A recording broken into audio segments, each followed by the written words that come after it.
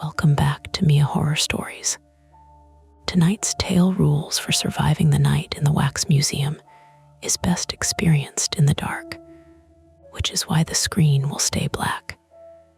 No distractions, no flashing images, just you, your imagination, and the story. So sit back, relax, and listen all the way to the end, if you dare. The first time something felt off, it wasn't the statues. It was the music.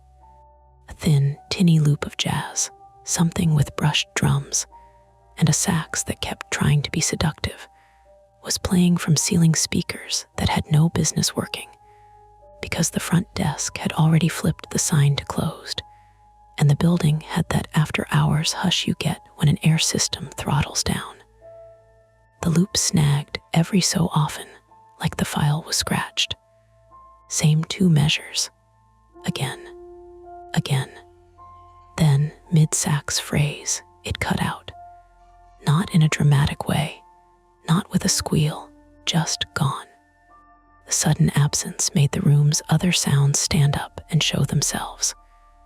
The soft buzz of a vending machine in the lobby, the electric tick of an exit sign, a distant clank from somewhere back in the exhibits, like a metal mop bucket nudged by accident. I stopped walking. "You hear that?" I asked, because in the moment, it was easier to pretend I wasn't alone with my own nerves. Behind me, Mara's boots scuffed on the tile, and she slowed too. Hear what? The music. I lifted my flashlight automatically, even though my phone screen was already bright in my palm. The beam threw a pale oval over the museum's glossy brochure stand. A stack of leaflets. Welcome to the Harbor City Wax Museum. A smiling family frozen in print, their faces lit like it was midday, and not whatever this was. Mara leaned around my shoulder. It stopped. Yeah, my voice came out too tight. I cleared my throat and tried again. It's probably on a timer. Timers don't stutter like that. She said it lightly, like she was teasing, but her eyes had that sharp, scanning look she got when she was working. Mara couldn't fully turn it off. I turned toward the front desk.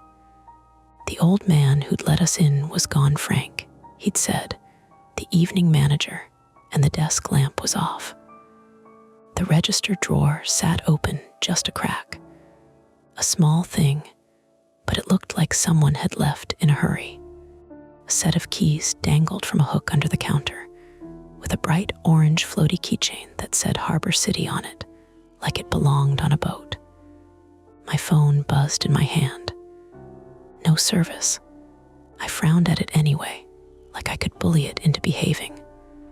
The little bars were empty, the SOS indicator not even showing, just the flat refusal of no service, and a faint reflection of my own face looking back at me. Mara noticed. Dead zone, apparently. Great. She exhaled through her nose. Because, of course, a wax museum has a dead zone.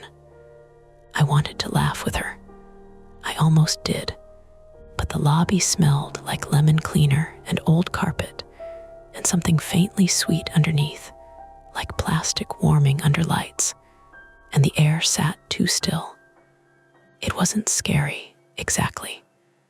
It was just museum air, controlled and indifferent. And the building was older than the brochures pretended.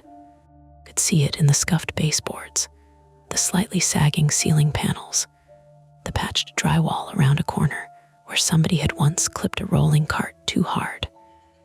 There were 3 of us, technically. Mara and me and Ben, lagging behind because Ben never walked through a doorway without peering upward like he was expecting the ceiling to drop. That was Ben. Even in a museum, he moved like he was on a job site.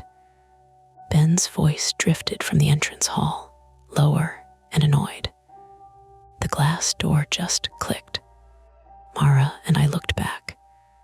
Ben had one hand on the heavy front door, his fingers splayed on the handle. He was standing with the posture of someone trying not to show he was unsettled. "It locked?" Mara asked. Ben gave the handle another tug. The door didn't budge. "Yeah, it locked." "That's normal," I said automatically. "It's after hours." "It locked with me on this side," Ben replied. I stepped closer, heart doing that quick kick it did when I couldn't see the whole picture. "Did you hit the bar?" "There is no bar. It's a museum door, not a dive." He tried to smile, but it didn't land. He tilted his head toward the top hinge, and it just clicked on its own, like a magnet lock. But he leaned in, peered at the frame. "This place doesn't have a magnet lock. It's old." Mara was already at the front desk, bending and squinting beneath the counter. She came up holding the orange float keychain like she'd snatched it without thinking. "Maybe Frank locks it remotely. Maybe he has a fob." "Frank doesn't look like he knows what a fob is," Ben said. "That is ageist," Mara shot back, but her tone was too quick. She turned the keychain over in her hand. The key itself was a simple brass cut, not a fob, not a badge, a key. My mind tried to push the discomfort into a box labeled explainable. The manager stepped out for a smoke, hit the lock because it's policy, forgot we were still inside for 10 seconds. Only we weren't supposed to be inside at all. We'd gotten lucky. That was the whole thing. 2 hours earlier, the Wax Museum had been a punchline. A suggestion made because it was raining hard enough to turn the harbor into a sheet of hammered metal, and we were killing time in Harbor City while Ben waited for a call about a contract job. Mara's flight back to Chicago was in the morning. I lived here, sort of subletting a studio across town after my internship fell through and my pride took a beating. So we'd wandered. We'd gotten coffee. We'd watched tourists take photos of a bronze sailor statue on the waterfront. We de-ducked into a souvenir shop to get out of the rain, and Mara had laughed at a rack of t-shirts that said Harbor City is for lovers, like the town had decided to flirt with anyone willing to buy cotton. Then we'd seen the Wax Museum sign big block letters, a lighthouse logo, and a banner outside that promised new true crime gallery. Mara loved true crime the way some people loved sports, with stats, with opinions, with a need to stand in the room where it happened and look at it until it made sense. "It'll be funny," she'd said. "An hour, then dinner." It should have been an hour, but inside, the museum was more earnest than I expected. Not big city polished, but detailed. The rooms were themed: harbor history, film icons, a weirdly extensive section on local inventors, and the true crime gallery, tucked at the back like a dare, had newspaper clippings and staged scenes that were cheesy in concept, but disturbingly well lit. We de-stayed longer than planned because Mara kept reading every caption, and Ben, who pretended not to care, kept stopping to point out the security camera placements, the cheap corner mirrors, the way you could slip behind a velvet rope if you wanted. And me, I'd stayed because it was a place where you were allowed to look without being looked at. You could take your time. You could breathe. You could let your thoughts settle. That was my private flaw, if you want to call it that. I could vanish into a building the way some people vanished into their phones. I didn't mean to. It just happened. If I wasn't careful, hours went by and I didn't realize I'd stopped being present with the people beside me. When Frank announced over the intercom that the museum would be closing in 15 minutes, Mara had rolled her eyes like the message was directed at someone else. Ben had said, "We should go." And I'd said, "Yeah, because I always said yeah when I wasn't ready to leave. We ended up in the lobby after closing because Mara wanted one more photo with the wax figure of a famous actress near the staircase, a woman with a perfect red lip and a dress that looked wet with sequins. And because Frank, softening at our obvious tourism and Mara's polite apology, had offered to let us finish up quickly if we promised not to touch anything. He'd even joked, "Just don't let them talk you into staying." Which was funny, because wax figures don't talk. Now, standing in the lobby with the door locked, the joke didn't feel funny anymore. It felt like a line someone wrote for a movie, and we were acting it out badly. Mara slid the orange float keychain into her pocket, like she didn't trust leaving it on the desk. "Let's not freak out," she said. "We can find Frank. He probably stepped out back." Ben's gaze moved across the lobby toward a hallway marked staff only. "Back is where?" Mara pointed vaguely with her chin. "Somewhere behind that." I stared at the closed door. The staff-only sign was printed in bold, simple black letters, like the building was trying to be very clear about boundaries. The kind of door you didn't open unless you had a reason. I realized my mouth was dry. I swallowed. We could knock.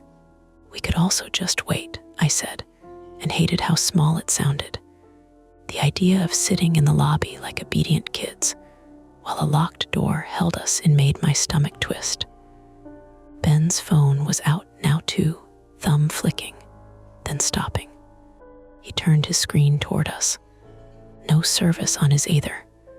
"Okay," he said, "that's annoying." Mara lifted her own phone. Same result. "Is this place a bunker?" "It's near the water," Ben said. "Could just be thick walls, old building, steel framing, whatever." "Okay," Mara nodded like she was accepting it. She looked at me. "You live here. Do you have anyone you can call?" "With no service," I said, and my laugh came out a little jagged. She didn't smile back. Her eyes were bright in the lobby's low light. The overhead fixtures were mostly off now, leaving a warm glow from a few wall sconces that made everything look like late afternoon, even though it was evening. It made the wax actress by the stairs look almost alive, her shadow pressed neatly to her heels. "Landline," Mara offered. I glanced at the front desk phone, a beige thing with a cord that coiled like an old tendon. It looked unplugged, but it was hard to tell from where I stood. Ben walked over and picked it up. He pressed buttons, held it to his ear. His face shifted like he'd expected a dial tone and gotten something else. "What?" I asked. He held the receiver away, then back, frowning. "It's nothing, no dial tone." Mara's expression tightened. "Is it unplugged?" Ben leaned over the desk. "Cord goes into the wall." "So the line's dead," Mara said. She said it like it was just information, but her fingers were rubbing together, restless. "Okay, fine. Frank's out back." We find him. He unlocks the door. We go eat. We tell this story tomorrow and laugh. Ben looked at the wax actress again, then at the dark hallway leading deeper into exhibits. "Or," he said carefully, "we find an emergency exit. There's gotta be one. They're required." That was true. I knew it was true because I'd worked in enough public buildings to know exits were a whole thing. Fire code, panic bars, illuminated signs. The museum had exit signs in the lobby, glowing green, pointing toward doors we hadn't used. I followed one sign with my eyes. It pointed down a corridor that led toward the exhibits, not toward the front. "Great," Mara muttered, reading the same sign. "So we go deeper." Ben's voice went flatter. "We have flashlights. It's not a haunted house." "No," Mara said, too quick. "It's a wax museum." I didn't say anything, because the truth was I'd already imagined it, walking past faces that looked almost right under dim lights, while the building made settling noises and the rain tapped at windows. Not supernatural, just wrong in the way mannequins in a dark store are wrong. The brain seeing a person and then correcting itself. I took a step toward the exhibit corridor anyway. My body decided before my words did, and that startled me more than the locked door. I wasn't brave. I was just tired of feeling trapped. Mara fell in beside me, close enough that our shoulders almost touched. "Okay," she said softly, like she was talking to herself. "Okay, rules, rules," Ben echoed. Mara looked between us. Just practical ones. Like if we split up, we don't. If we hear something, we say it. If we find Frank, we don't accuse him of murder. We just get the door unlocked. Ben snorted, a quick release of tension. "That's a very specific rule." "Hoping," she said, and for a second her smile was real. I reached the edge of the corridor. The lobby light fell off quickly, like someone had drawn a line. Beyond it, the museum was dim and lit in patches, spotlights over displays, low bulbs along the baseboards, long stretches of shadow. The air was cooler there, carrying a faint scent of dust and something waxy, like crayons left in a hot car. From somewhere deeper inside, a sound again. Not a voice, not a scream, just a single metallic tap, and then a softer scrape, like something being set down. Ben lifted his flashlight. The beam cut a bright tunnel through the dimness, catching a glass case full of old maritime tools, a harpoon tip, a compass, a ship's bell with a dull shine. Mara swallowed. I heard it, loud in the quiet. "We can either go toward the staff area," Mara said, "or follow the exit signs. Those might take us out without needing Frank." Ben nodded slowly. Staff area could have a back door, and could also have whatever that sound was, Mara said. I didn't like that she'd said it out loud. Naming it made it heavier. My phone buzzed again in my hand.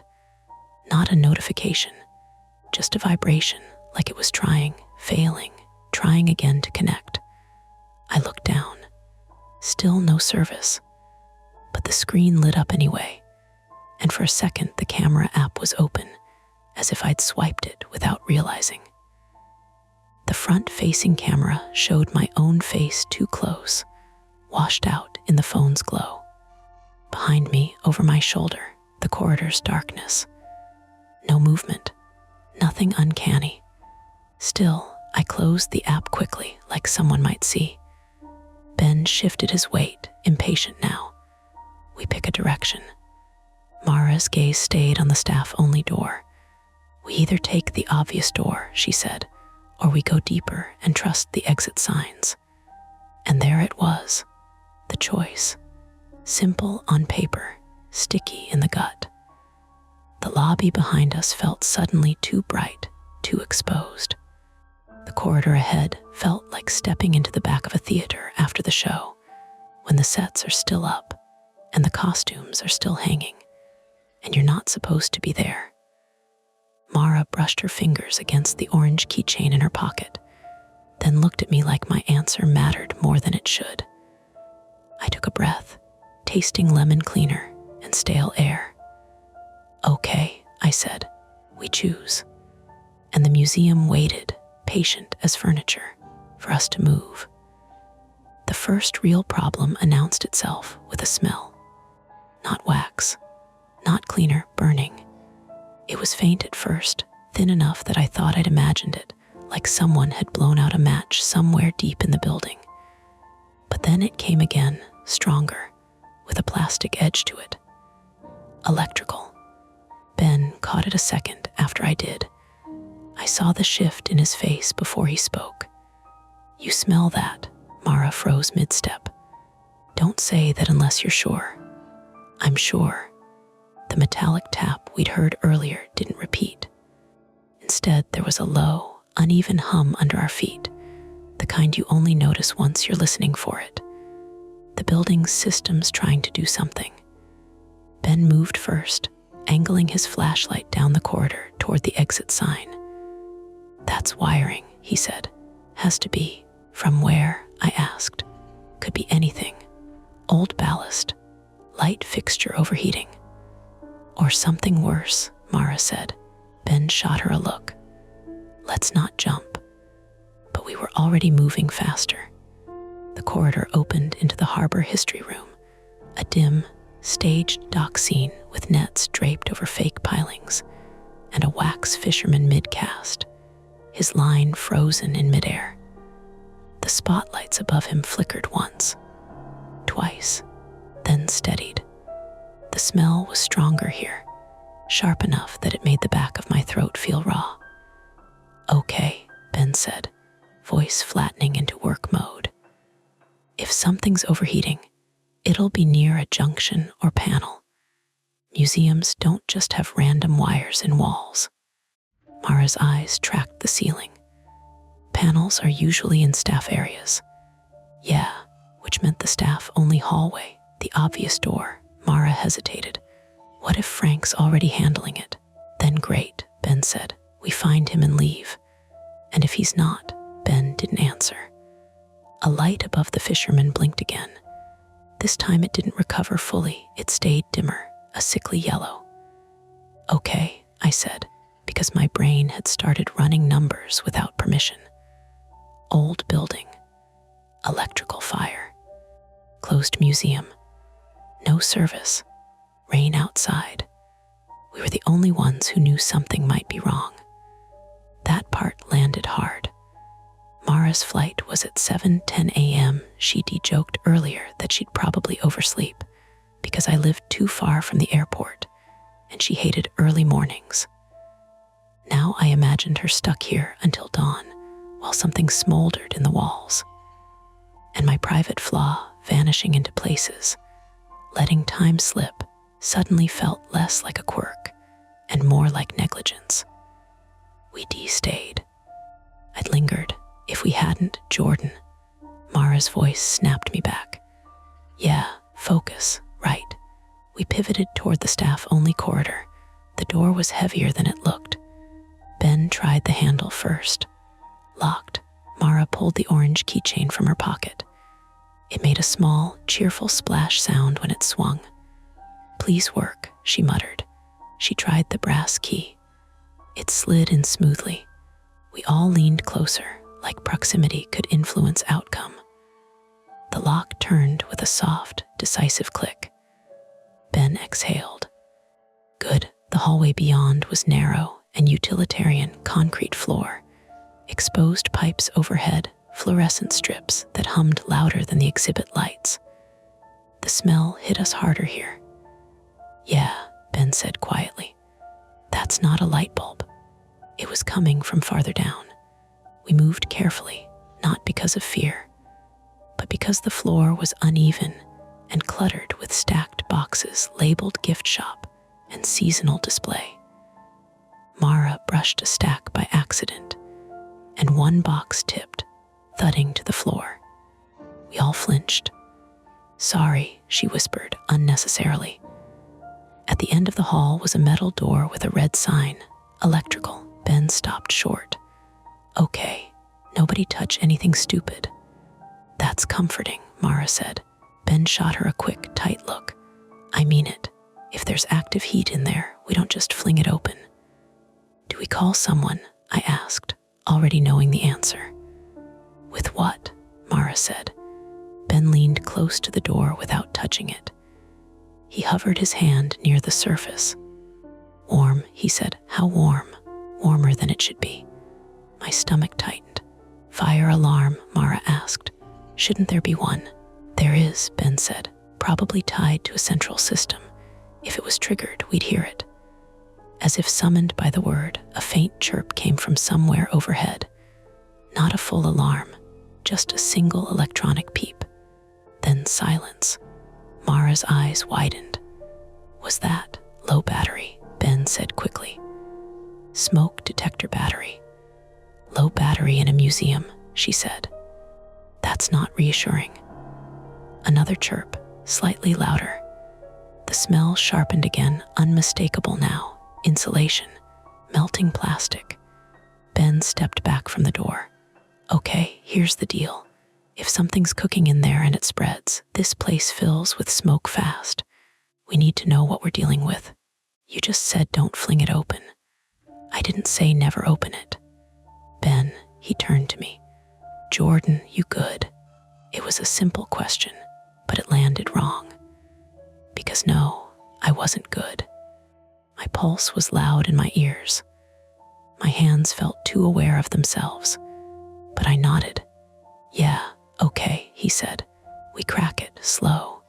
If there's flame, we shut it.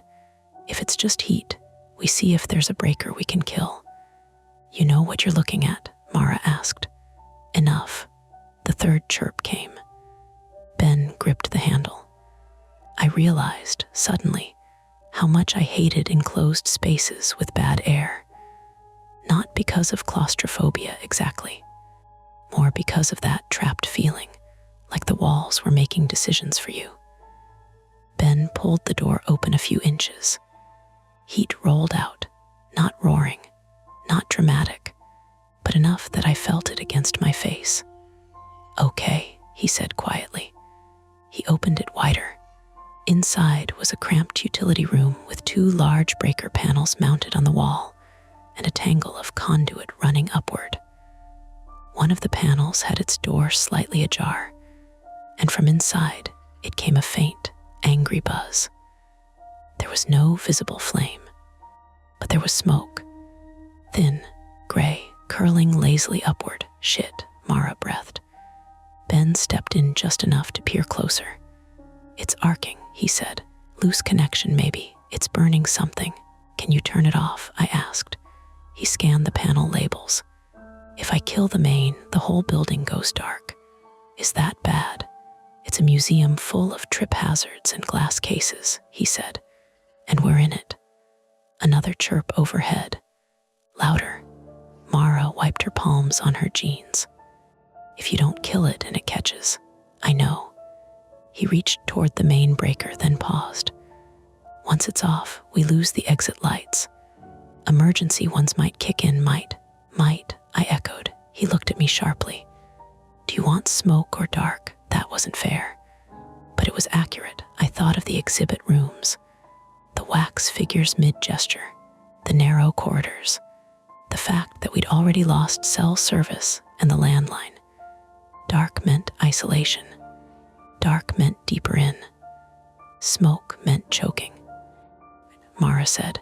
Ben pulled the main breaker down. The building exhaled. Every light died at once. The hum vanished. The fluorescent strips flicked out. The exhibit spotlights blinked into nothing. For half a second, there was true black. Then, scattered along the ceiling, small green emergency lights blinked on, casting everything in a dim, underwater glow. The smoke detector chirped again, then went silent. The burning smell remained, but it didn't intensify. Ben let out a slow breath.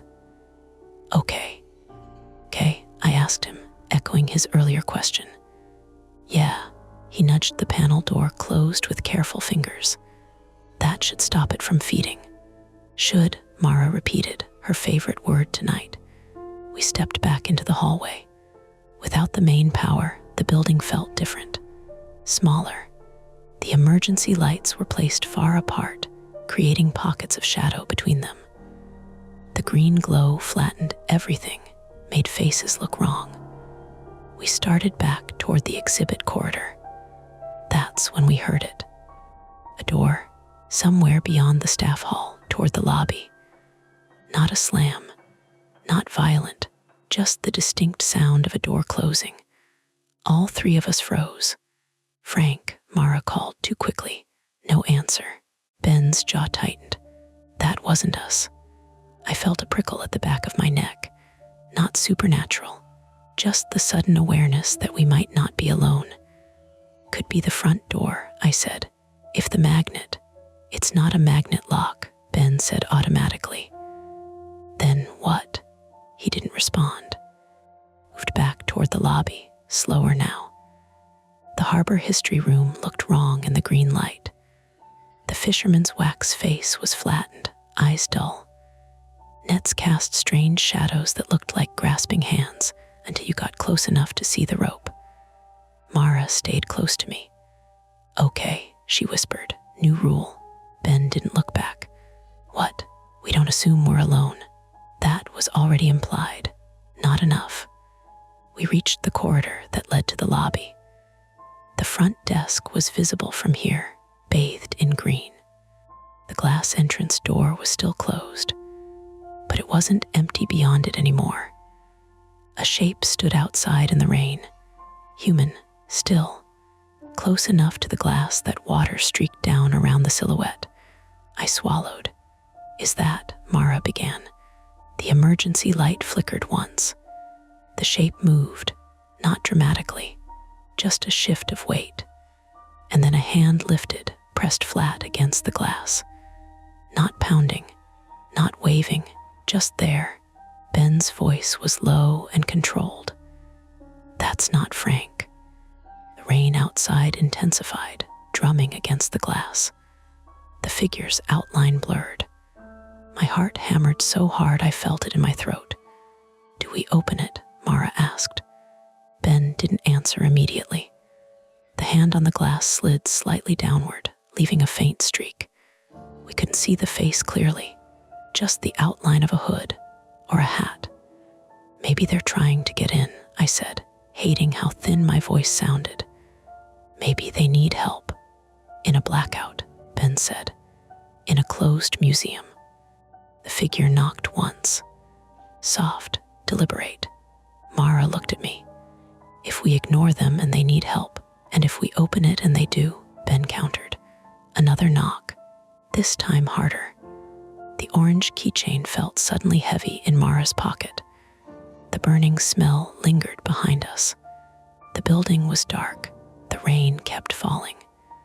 And we had to decide whether the greater risk was inside with us or waiting just outside the door. The knock came again. 3 taps this time, evenly spaced. Ben didn't flinch, but I saw the muscle jump in his jaw. "Nobody opens that," he said quietly. Mara didn't answer. She was staring at the hand on the glass. The rain ran over it in wavering lines, distorting the fingers until they looked too long, too thin. "Maybe they're soaked," she said. "Maybe people don't just show up at a closed museum in a blackout," Ben cut in. "And if they do, they can go somewhere else." The emergency light above the front desk flickered once. The figure outside tilted their heads slightly, like they were listening. "Okay," I said, forcing my voice to stay level. "We don't open it. We don't engage. If they're real trouble, they'll escalate. If they're not, they'll leave." "Escalate how?" Mara asked. I didn't have an answer for that. The hand slid off the glass. For a second, the figure stepped back, swallowed by rain and shadow. Then they were gone, not in a horror movie blink. They just moved out of the narrow slice of visibility the emergency lights gave us. Ben waited a full 10 seconds before he exhaled. Good, Mara said. "We don't know where they went." "Outside," he said, "where they belong." But the front door was still locked. The magnetless, old-fashioned, heavy glass door with a manual lock we couldn't access from here. Mara pulled the orange keychain out again. "This is probably the front key." "Probably," Ben said. "That's not comforting." Moved toward the desk, hands shaking slightly now. I noticed because Mara's hands didn't usually shake. She prided herself on being composed. She reached under the counter, found the interior lock cylinder. The key fit. She turned it. Nothing happened. She tried again, harder. The key rotated, but the door didn't unlock. Ben stepped closer, shining his flashlight at the frame. "It's double locked. There's a deadbolt at the top, manual." "Where is that controlled from?" I asked. Inside, he said. But not here, meaning the top lock is probably set with a key from outside. Mara stared at him. So we can't unlock it from here. Not unless we break it. We all looked at the glass. It was thick, reinforced, not decorative. A museum-grade front. Breaking it would take effort and make noise. And if we break it, Mara said slowly, we're standing in a dark building with no power and an unknown person outside who now knows exactly where we are. Correct, she swallowed. Okay, so we don't break it. That's attempt one, Ben said quietly. Failed. The rain softened slightly, shifting from heavy drumming to a steadier hiss. Outside, the harbor wind pushed water in diagonal streaks across the pavement. I forced myself to think about the map of the building. Front lobby, harbor history to the right, film icons beyond that, true crime gallery at the back left, gift shop tucked behind the lobby wall, staff hallway behind the desk leading to electrical and storage. Exit signs had pointed deeper, not forward.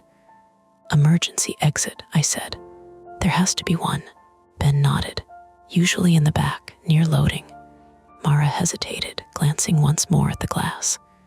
And if that person is circling the building, then we'd hear them, Ben said. It's pouring. Would we? He didn't answer. We moved. From the lobby, we cut right through harbor history again. Nets brushing our shoulders. The wax fisherman's frozen grin, now more grotesque under green light.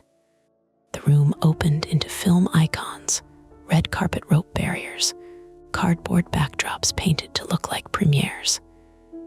In the dim, the wax figures were disorienting. A famous actor mid-wave, a singer with a microphone frozen near her lips. Our flashlights carved narrow lanes through the gloom. Outside those beams, faces hovered. Okay, Mara said under her breath.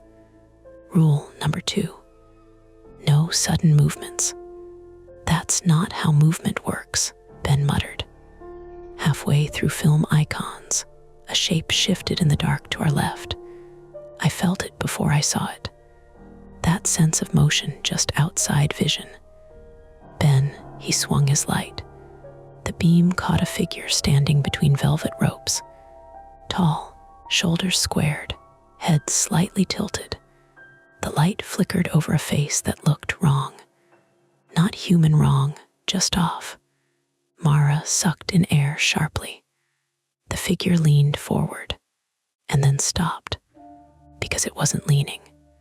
It was suspended slightly on a base, and the base had rolled an inch on uneven flooring. Ben stepped closer. The light revealed the placard, Local Heroes, Firefighter Captain Robert Dale. The wax figure's eyes were glassy, one slightly misaligned. In the green glow, it had looked like it was moving. It's on wheels, Ben said, crouching. They probably repositioned displays. Mara let out a shaky breath. Great, so they can move. That was misdirection, Ben said dryly. Not malicious. But my pulse didn't slow immediately. We continued. The film icon's room opened into a narrower corridor lined with framed photos and small spotlights that were now dead. The exit sign at the end glowed faintly, pointing left. Left led toward the true crime gallery. Of course it does, Mara muttered. We turned left. The true crime gallery had been almost theatrical earlier, yellowed newspaper clippings, chalk outlines painted on floors, mannequins staged in scenes meant to replicate famous local cases. Now, under emergency light, it was oppressive. The air felt heavier here. Halfway through, a loud bang echoed from behind us. All three of us spun. Front, Mara whispered. Maybe, Ben said, or something settling. The bang didn't repeat. But now the burning smell was gone, replaced by a colder scent. Damp concrete, old carpet. We reached the end of the true crime gallery and found a metal door marked exit with a push bar. Ben tried it. It didn't move. Locked, he said. From the inside. I asked. Yeah, that's illegal, Mara said automatically. It's a museum, not a nightclub, Ben snapped. They probably alarm it. He examined the frame. There's a magnetic sensor. It might have disengaged with the power cut. So push harder, Mara said. He shoved. The door rattled but didn't open. Alarm's mechanical, he said after a second. It's latched, probably keyed from the outside. So both exits are locked from outside, I said. Looks that way. Mara's composure cracked slightly. Why would you design it like that? For security, Ben said. To stop theft. Great, so we're secure. Her voice trembled on the last word. Ben stepped back. We can try the loading dock. It might be separate. Where's that? I asked. He gestured vaguely. Usually behind storage. Staff hallway probably connects. We retraced our steps through true crime, past wax mannequins posed mid-confession, mid-arrest. My legs felt heavier now. Adrenaline was burning off, leaving a shaky residue. Halfway through, Mara stumbled. She caught her toe on the edge of a raised display platform, pitching forward into a velvet rope. The rope snapped free from one stanchion with a metallic clink. She hissed in pain. You okay? I asked, grabbing her arm. Ankle, she said through her teeth. I twisted it. Ben shone the light down. Her ankle was already swelling slightly above her sneaker. Can you walk? He asked. She tested it, winced. Yeah, I think. We slowed. The museum felt bigger now. Longer. Every room an obstacle. Back in harbor history, another sound came from the staff hallway. A dragging noise. Slow, deliberate. Ben froze. That's not structural. My mouth went dry. Frank, I called, because that was still the easiest explanation. No answer. The dragging sound came again. Closer. Ben moved toward the staff corridor, shoulders squared. Careful, Mara whispered. We reached the entrance. The green emergency light at the hallway's midpoint cast long shadows over stacked boxes. At the far end, near the electrical room, something lay on the floor. A shape. Ben moved forward cautiously, beam steady. It was a metal step ladder. On its side, one leg bent slightly. Probably fell when we cut power, he said. Does ladders drag themselves? Mara asked. He pointed the light at the concrete floor. There were faint scrape marks leading from the electrical room toward the center of the hall. Fresh, my chest tightened. Someone was in there, I said. Or the vibration when the breaker shut off knocked it, Ben countered. But his voice lacked conviction. We edged toward the electrical room door. It was closed now. Ben hadn't closed it fully before. He glanced at me. I shook my head slightly. He opened it. The room was empty except for the panels. No visible smoke, but the panel door we'd nudged shut earlier was open again. Just slightly. A thin gap. Ben stepped in carefully, shining his light across the walls, the ceiling, the floor. Nothing. He stepped back out slower. Okay, Mara said quietly. New information. We're not alone in the building. That's not confirmed, Ben said. She gestured at the scrape marks. It's not unconfirmed either. A loud crash exploded from the front lobby. Glass. All three of us flinched. That, Ben said, is escalation. We ran. Ankle or not, Mara ran. Through harbor history. Through film icons. As we neared the lobby, the sound of rain intensified, unfiltered now. The front glass door had shattered, not completely, but enough. A jagged hole near the center where someone had struck it repeatedly. The lower panel was spiderwebbed with cracks. Cold rain blew inward. The front desk was soaked on one side, and the silhouette from earlier was gone. Ben stepped forward, scanning outside. The street was empty, but the deadbolt at the top of the door now hung loose, twisted. "They broke it," Mara whispered. "Yeah, so they're gone?" I asked. Ben didn't answer. He crouched, inspecting the broken glass. "Rock," he said, "or something heavy." "Why break it and leave?" Mara said. The rain gusted harder, blowing water across the tile floor toward the exhibits. The emergency lights flickered again. And then slowly, one by one, they began to dim. "Backup battery," Ben said. "It's dying." The green glow weakened. The museum sank toward darkness. "We have maybe minutes," he said. "And the front door is open," Mara said. "Anyone can walk in." As if on cue, from somewhere beyond the shattered entrance, a shape moved. Not clearly visible, just a darker outline against rain.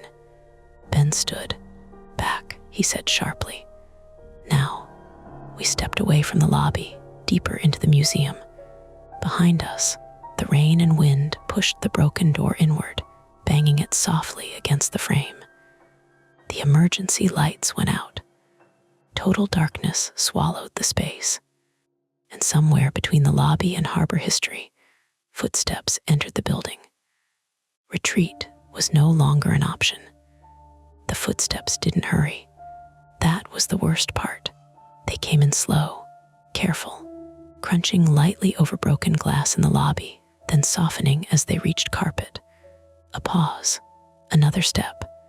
We were halfway between harbor history and film icons when the emergency lights finally died.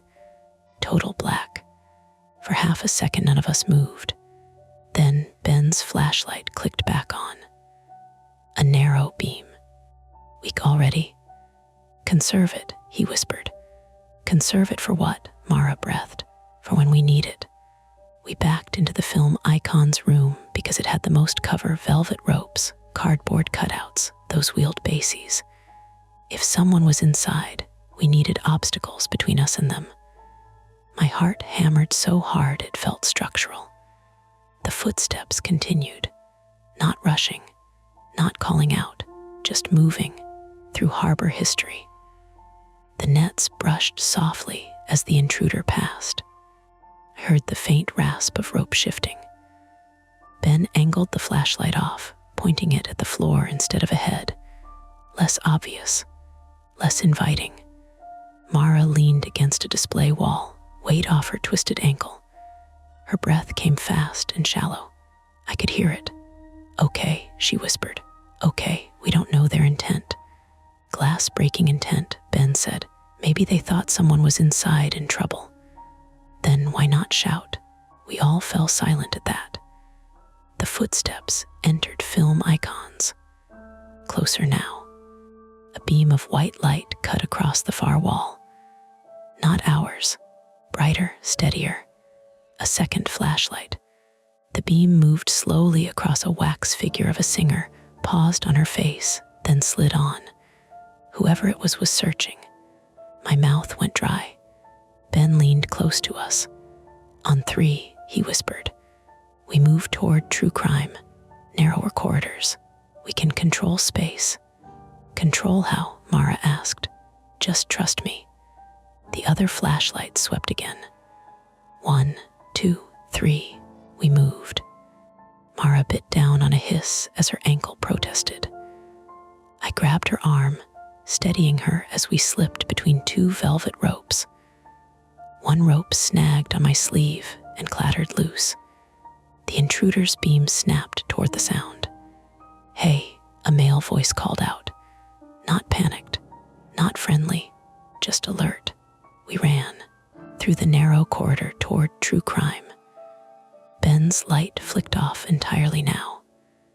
Darkness swallowed us. We turned left into the true crime gallery, hugging the wall. The room smelled faintly of old fabric and something metallic from the broken door draft.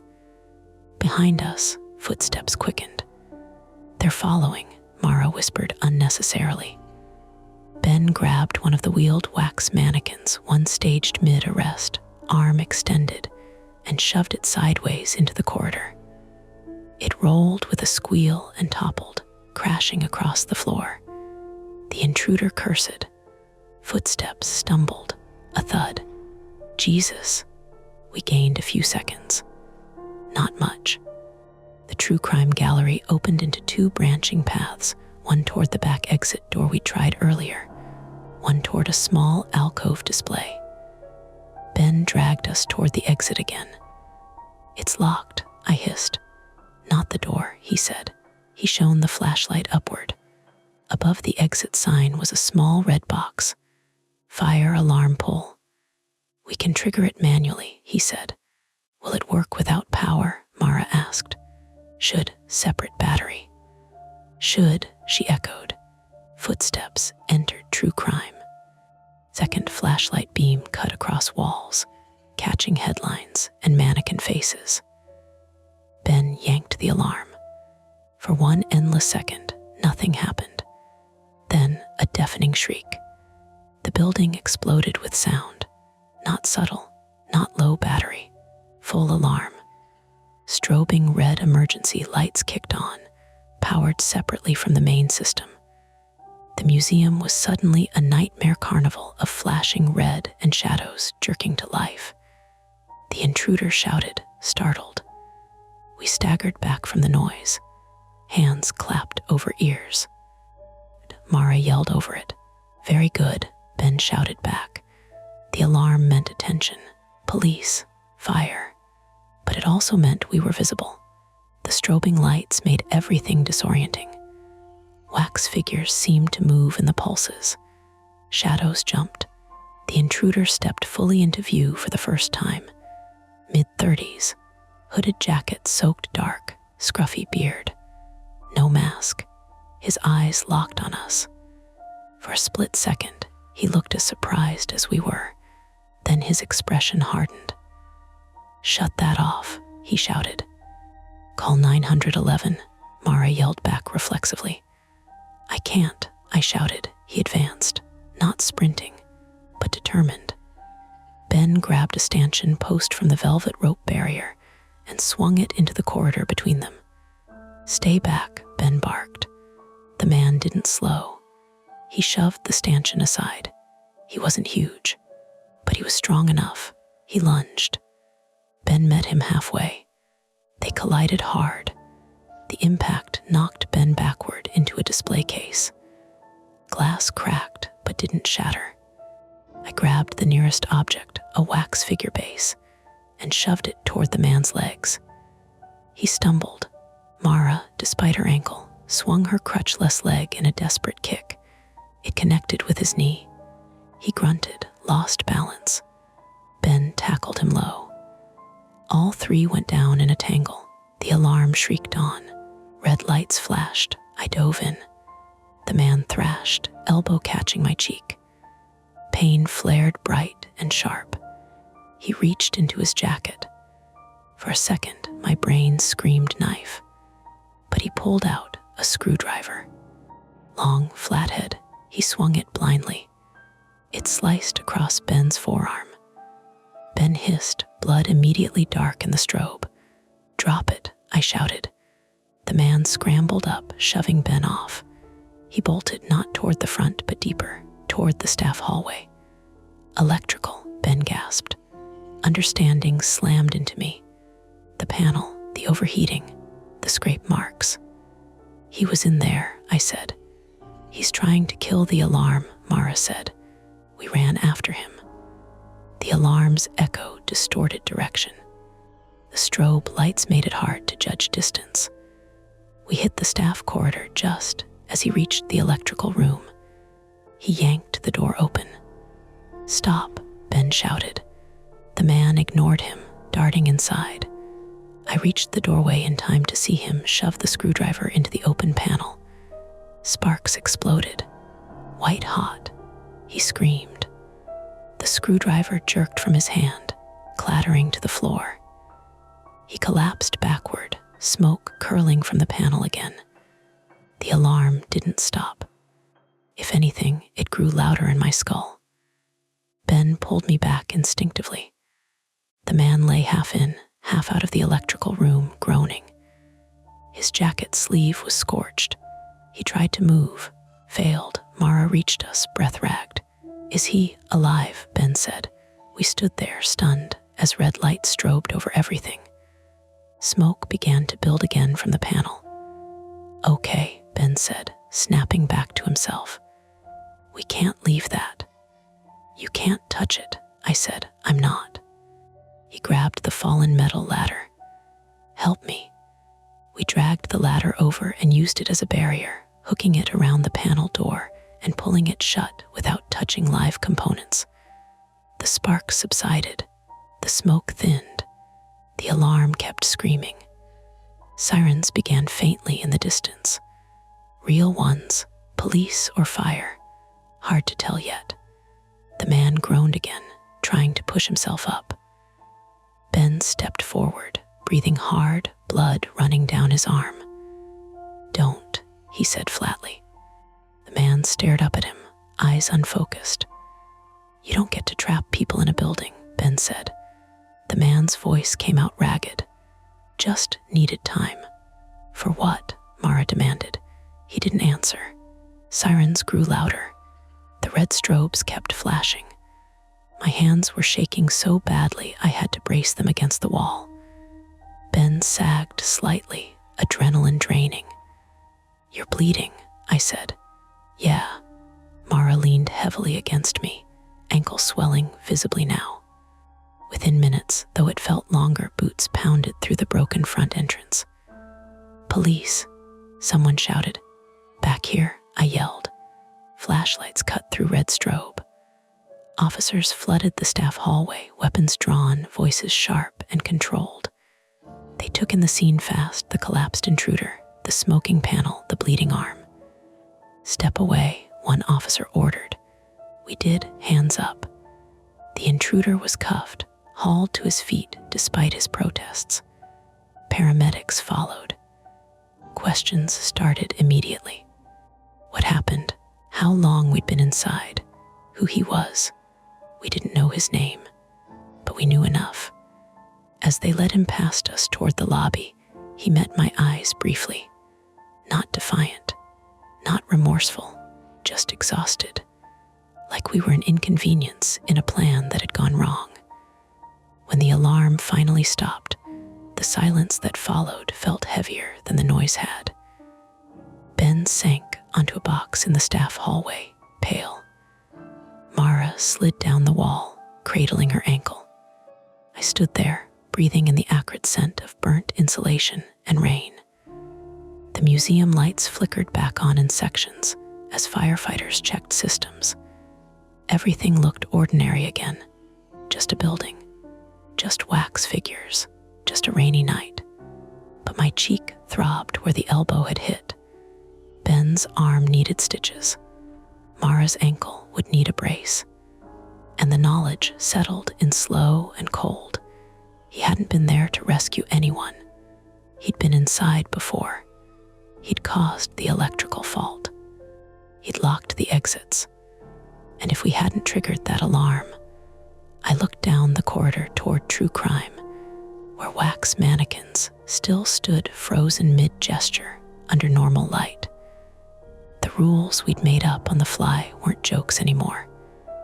They were the only reason we were standing. The conflict was over. The museum was quiet again. But it would never feel like a place you could just wander into to kill an hour. Not to me. Not ever again. By the time the rain thinned to a mist, the museum looked like any other building after an incident, bright with temporary floodlights, ringed with yellow tape, and humming with low, procedural voices. The red strobes were gone. The alarm had been silenced. Firefighters had pried open the electrical panel fully and were inspecting scorched wiring with gloved hands and headlamps.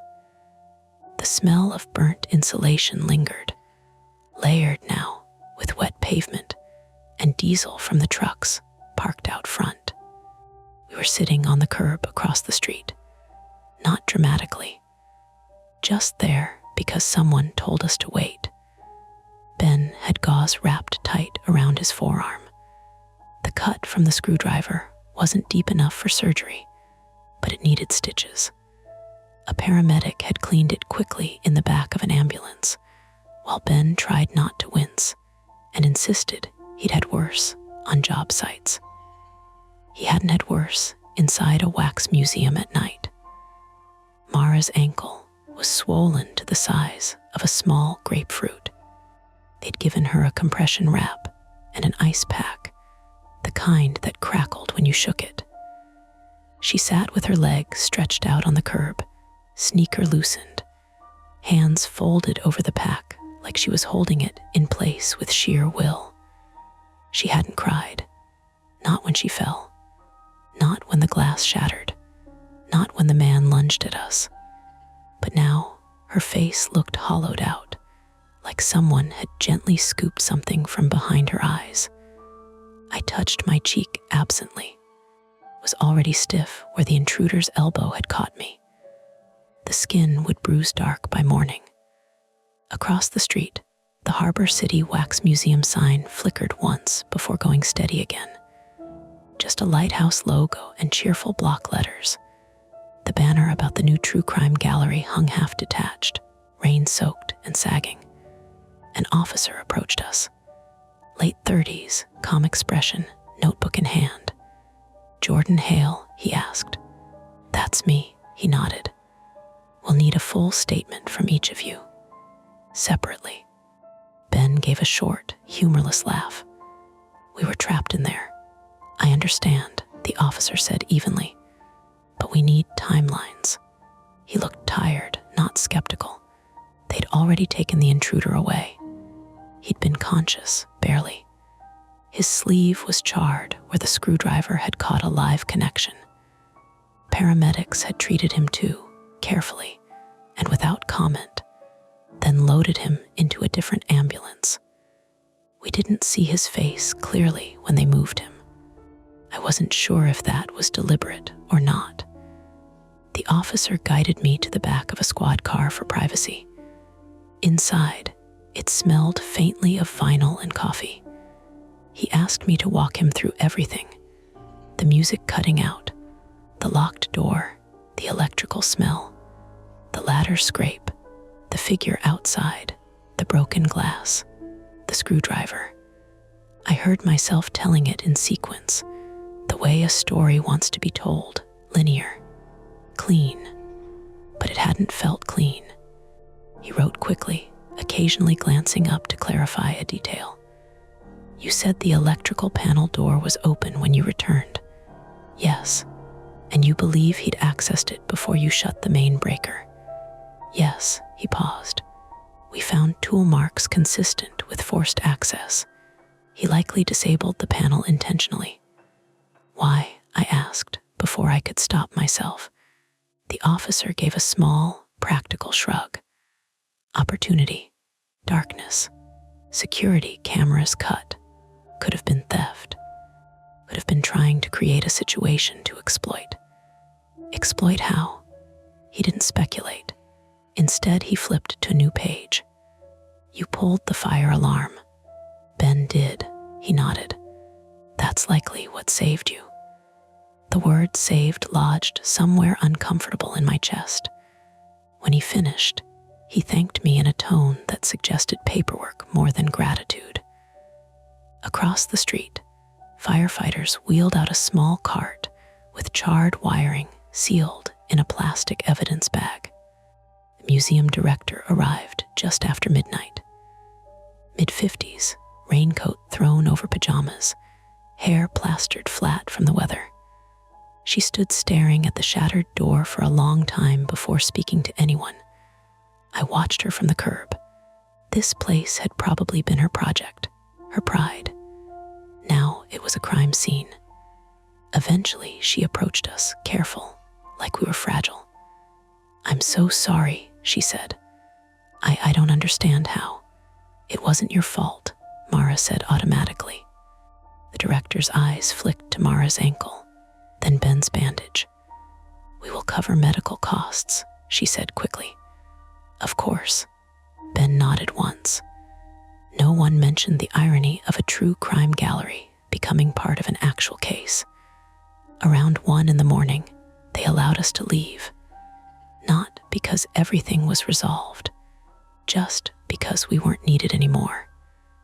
Ben insisted on driving despite his arm. I didn't argue. The car ride was quiet, windshield wipers ticking in a steady rhythm. Mara stared out the window. "You're missing your flight," I said softly. She blinked like she'd forgotten that was a thing. "Yeah," she said, "I guess I am." There was no frustration in it, just a fact. Ben's knuckles were white on the steering wheel. "He was inside before we noticed," he said suddenly. "Probably," I replied. "No," he said. "He was inside before we even smelled the wiring." Mara turned her head slightly. "You don't know that." "I saw the tool marks," he said. "That panel wasn't just overheating. It was tampered with." "So he was in there while we were walking around," I said. "Yeah." The idea settled between us. We de-wandered through exhibits while someone else had been in the staff corridors. Maybe watching, maybe waiting. Back at my sublet, we didn't sleep. We sat at the kitchen table under harsh overhead light, the kind that makes everything too sharp. Ben cleaned his arm again. Mara elevated her ankle on a stack of old textbooks. I made tea no one drank. At 3 in the morning, Mara said, "We need to write them down." "Write what down?" I asked. "The rules." Ben let out a short breath that might have been a laugh. "You're serious?" "Yes." She looked at both of us, eyes clear now in a way they hadn't been all night. "Rule 1, she said quietly. "When something feels off, you don't rationalize it." I thought of the music cutting out, of the register drawer left open, of the dead landline. I nodded. 2, Ben said, staring at the bandage on his arm. "You check the exits first, before you wander." Mara gave a faint, crooked smile. "That's practical." "Rule 3, I said slowly. "If you have a way to call for help, you use it early." She added, "Even if it feels embarrassing." We wrote them down on a scrap of paper. It felt almost absurd in the fluorescent kitchen light, like we were debriefing a camping trip. But it wasn't absurd. It was anchoring. Around 4, exhaustion hit hard. Ben stretched out on the couch.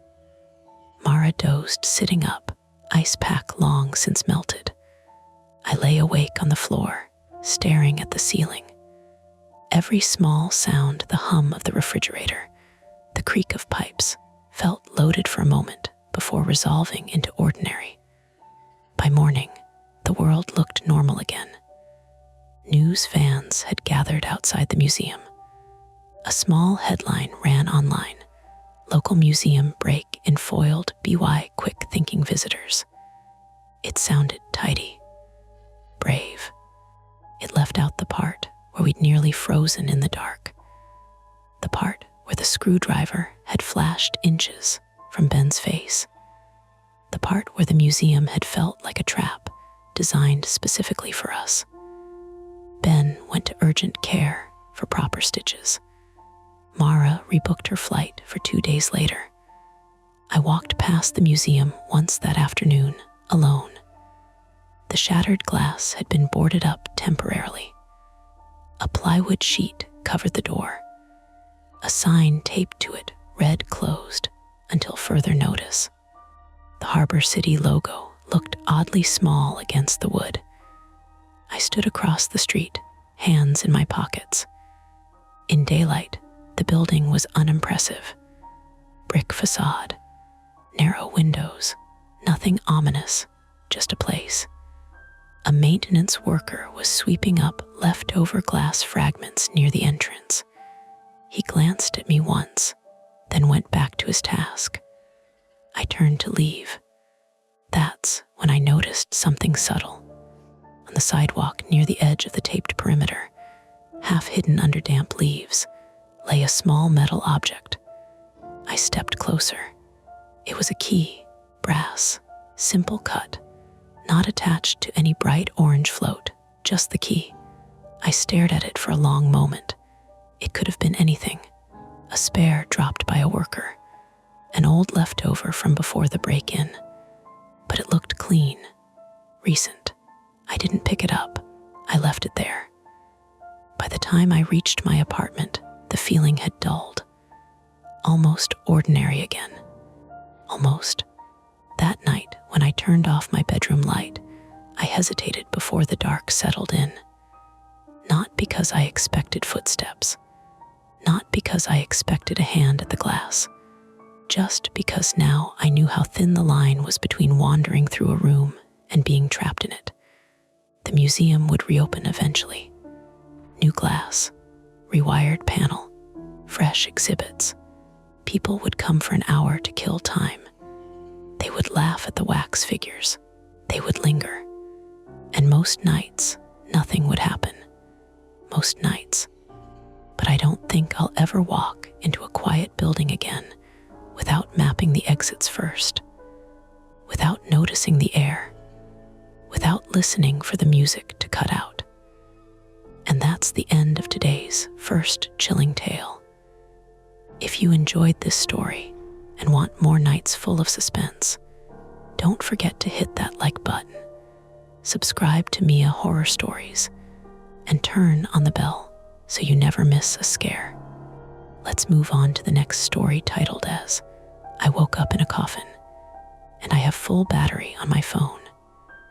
As usual, for your comfort, the screen will stay black throughout the video, so you can relax without strain and just focus on the story.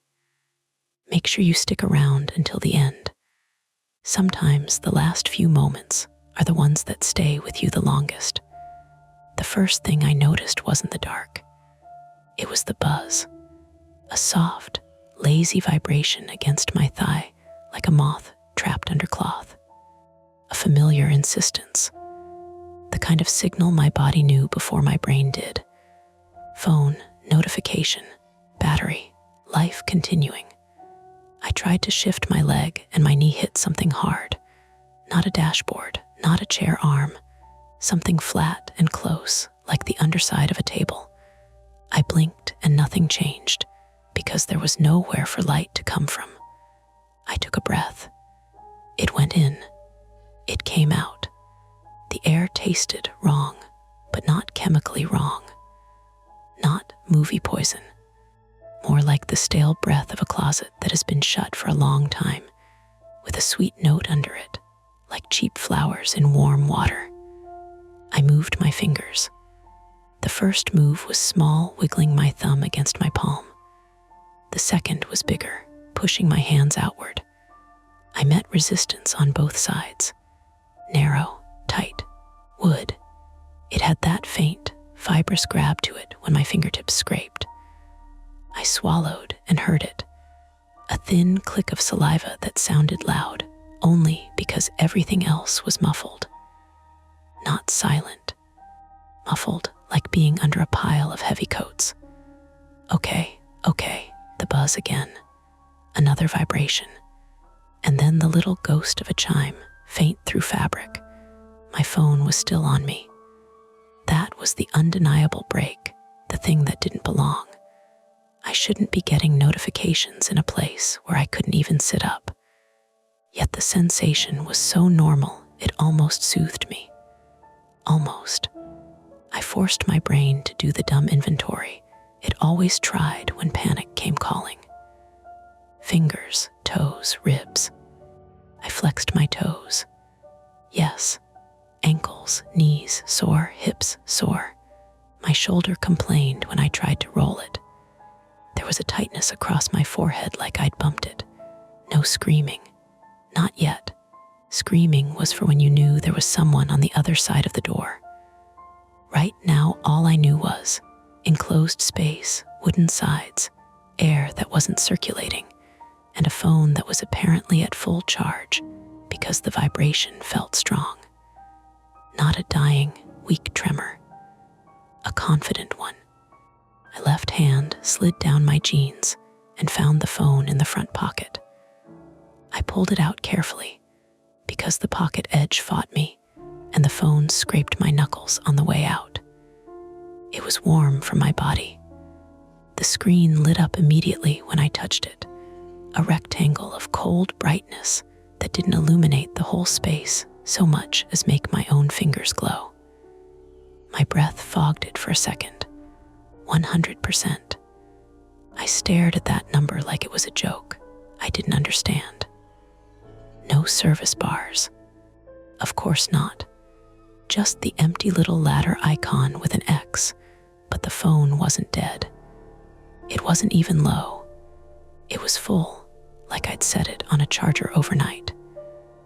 A banner notification floated at the top, no service, as if I needed the reminder. I swiped down because doing something familiar made my hands less likely to shake. Time, 3:12 a.m. Date, Saturday. I tried to remember what Saturday meant in terms of my life, and my mind offered me nothing but a smear of impressions, rain on a windshield, a smell like bleach, someone laughing too loudly in a tiled room. I wasn't drunk. Drunk had a texture. This felt like someone had peeled the last few hours off my memory and thrown them away. I tapped the flashlight. A cone of white light hit the surface inches from my face and revealed wood grain. Pale, unfinished, with little dark knots. My beam wobbled across the inside lid and caught tiny flecks of something. Sawdust, dried mud. The edges of the boards were joined neatly enough, but not professional. I could see where a staple had gone in crooked and been hammered flush. My stomach turned in a slow, steady way, like a boat leaning. This wasn't a shipping crate, not with this shape. It was a coffin, a cheap one, or something meant to look like one. I tried to sit up and slammed the top of my head into the lid. The impact wasn't dramatic, but it flashed white behind my eyes and made my teeth click. I breathed through my nose to stop myself from doing something stupid, like yelling my own name into a box that couldn't care. "Okay," I whispered, because my voice had to exist outside my skull, or I'd start believing I didn't. My name is Evan Mercer, and I'm 33, and the last thing I remember clearly is thinking I'd gotten good at not being scared of small spaces because of the MRI I had 2 years ago. I remember lying still while the machine hammered around me like someone trying to break into the room. I remember telling myself, "It's just a tube, it's just a tube, it's just a tube." This was not a tube. This was wood against my shoulders and my hips and my skull. This was no room to turn. This was the smell of flowers dying in a jar. This was my own breath coming back to me a second later. The flashlight beam shook as I tried to angle it down my body. My jacket, black hoodie was half zipped. My shoes were on. That felt important. People who bury you don't leave your shoes on. I had my keys in my pocket. I felt them with my hand. Metal teeth, a small fob, my wallet, back pocket. I twisted enough to check. Yes, it was there. This wasn't a robbery, or if it was a weird one. My phone buzzed again, but this time it wasn't an alert. It was my thumb accidentally pressing the edge of the screen and making the haptic feedback pulse. I nearly dropped it. My hands were clammy. My mouth was too dry to swallow properly. I opened the dialer anyway. Habit, no service. I tried 911. The phone did that thing where it pretends to make the call, then stops and tells you it can't connect. I stared at the screen and felt something in me begin to slide toward despair, because that's what the lack of a simple function does. It turns a modern miracle into a polished rock. Then my phone vibrated in a different pattern, longer, insistent. An incoming call. The screen lit with a name. Lena. My heart gave one hard beat that hurt my sternum, like it had been waiting for permission to panic. I answered without thinking. Lena, there was a brief hiss, like the call was struggling to find a path through interference. Then her voice came through anyway, thin and compressed. Evan. Oh my God, Evan, are you? She swallowed audibly. Where are you? My own voice sounded too close, trapped in my chest. I don't know. What do you mean you do know? You just left. You walked out of the kitchen like you were going to the car, and then her breath hitched. You didn't come back. I thought you were being dramatic. And then, Lena, I said, trying to keep her from unraveling, because if she unraveled, I would. Listen, I can barely move. I'm in something, like a box. A box, a coffin, I said, and hated how calm it came out, like I was telling her I was in an Uber.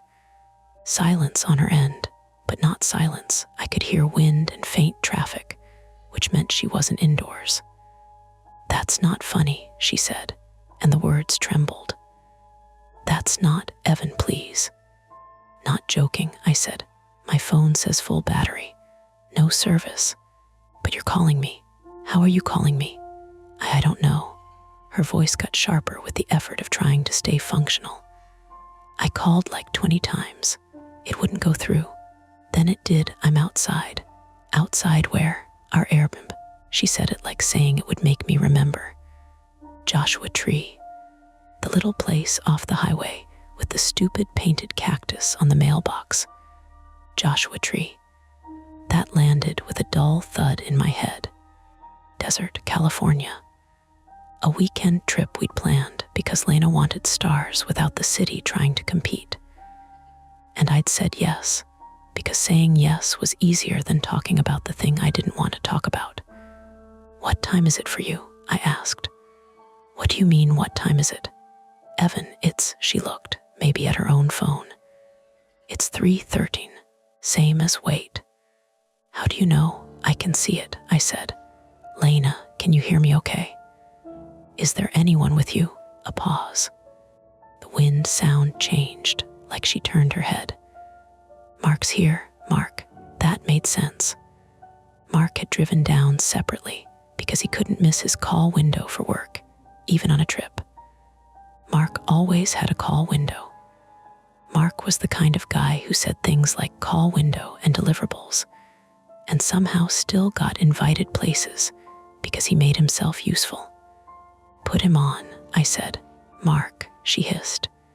He's on the phone. A shuffle. A breath closer to her microphone. Then a man's voice, lower, clipped. Evan. Yeah. Okay, Mark said immediately, as if his brain had been running in the background. You're saying you're confined, physically. Yes, you can't move much. No, you have your phone. Yes, full battery, which makes no sense. Is there light? Only my flashlight, it's wood. I'm in a coffin. Mark exhaled through his nose. All right, don't waste battery, but keep it on speaker if you can. Evan, can you tell if you're underground? I froze, because the question made my skin crawl in a slow, clinical way. I don't know, I admitted. It's muffled. I can hear my own breathing. Try tapping, Mark said. Knock on the lid. Listen, I did. I made a fist and knocked twice, hard enough to sting my knuckles. The sound was dull, swallowed quickly. No echo. Anything? Mark asked. No. Can you smell dirt? I breathed in carefully through my nose. The air was stale and sweet and woody. Flowers, I said, like funeral flowers, or air freshener trying to be flowers. Lena made a small sound, almost a sob, caught and clipped. Evan, she said, coming back on. This is insane. We're calling 911. Do it, I said, but tell them where. Tell them Joshua Tree. Tell them the Airbnb address. Tell them, my throat tightened. Tell Tell them I'm not there. I don't know where I am. Mark cut in. We're already on it. Lena's phone has reception. Mine too. We can call. But Evan, you said you walked out. Do you remember anything after that? I tried. I really did. I dug into the soft mud of my memory and pulled up fragments that didn't connect.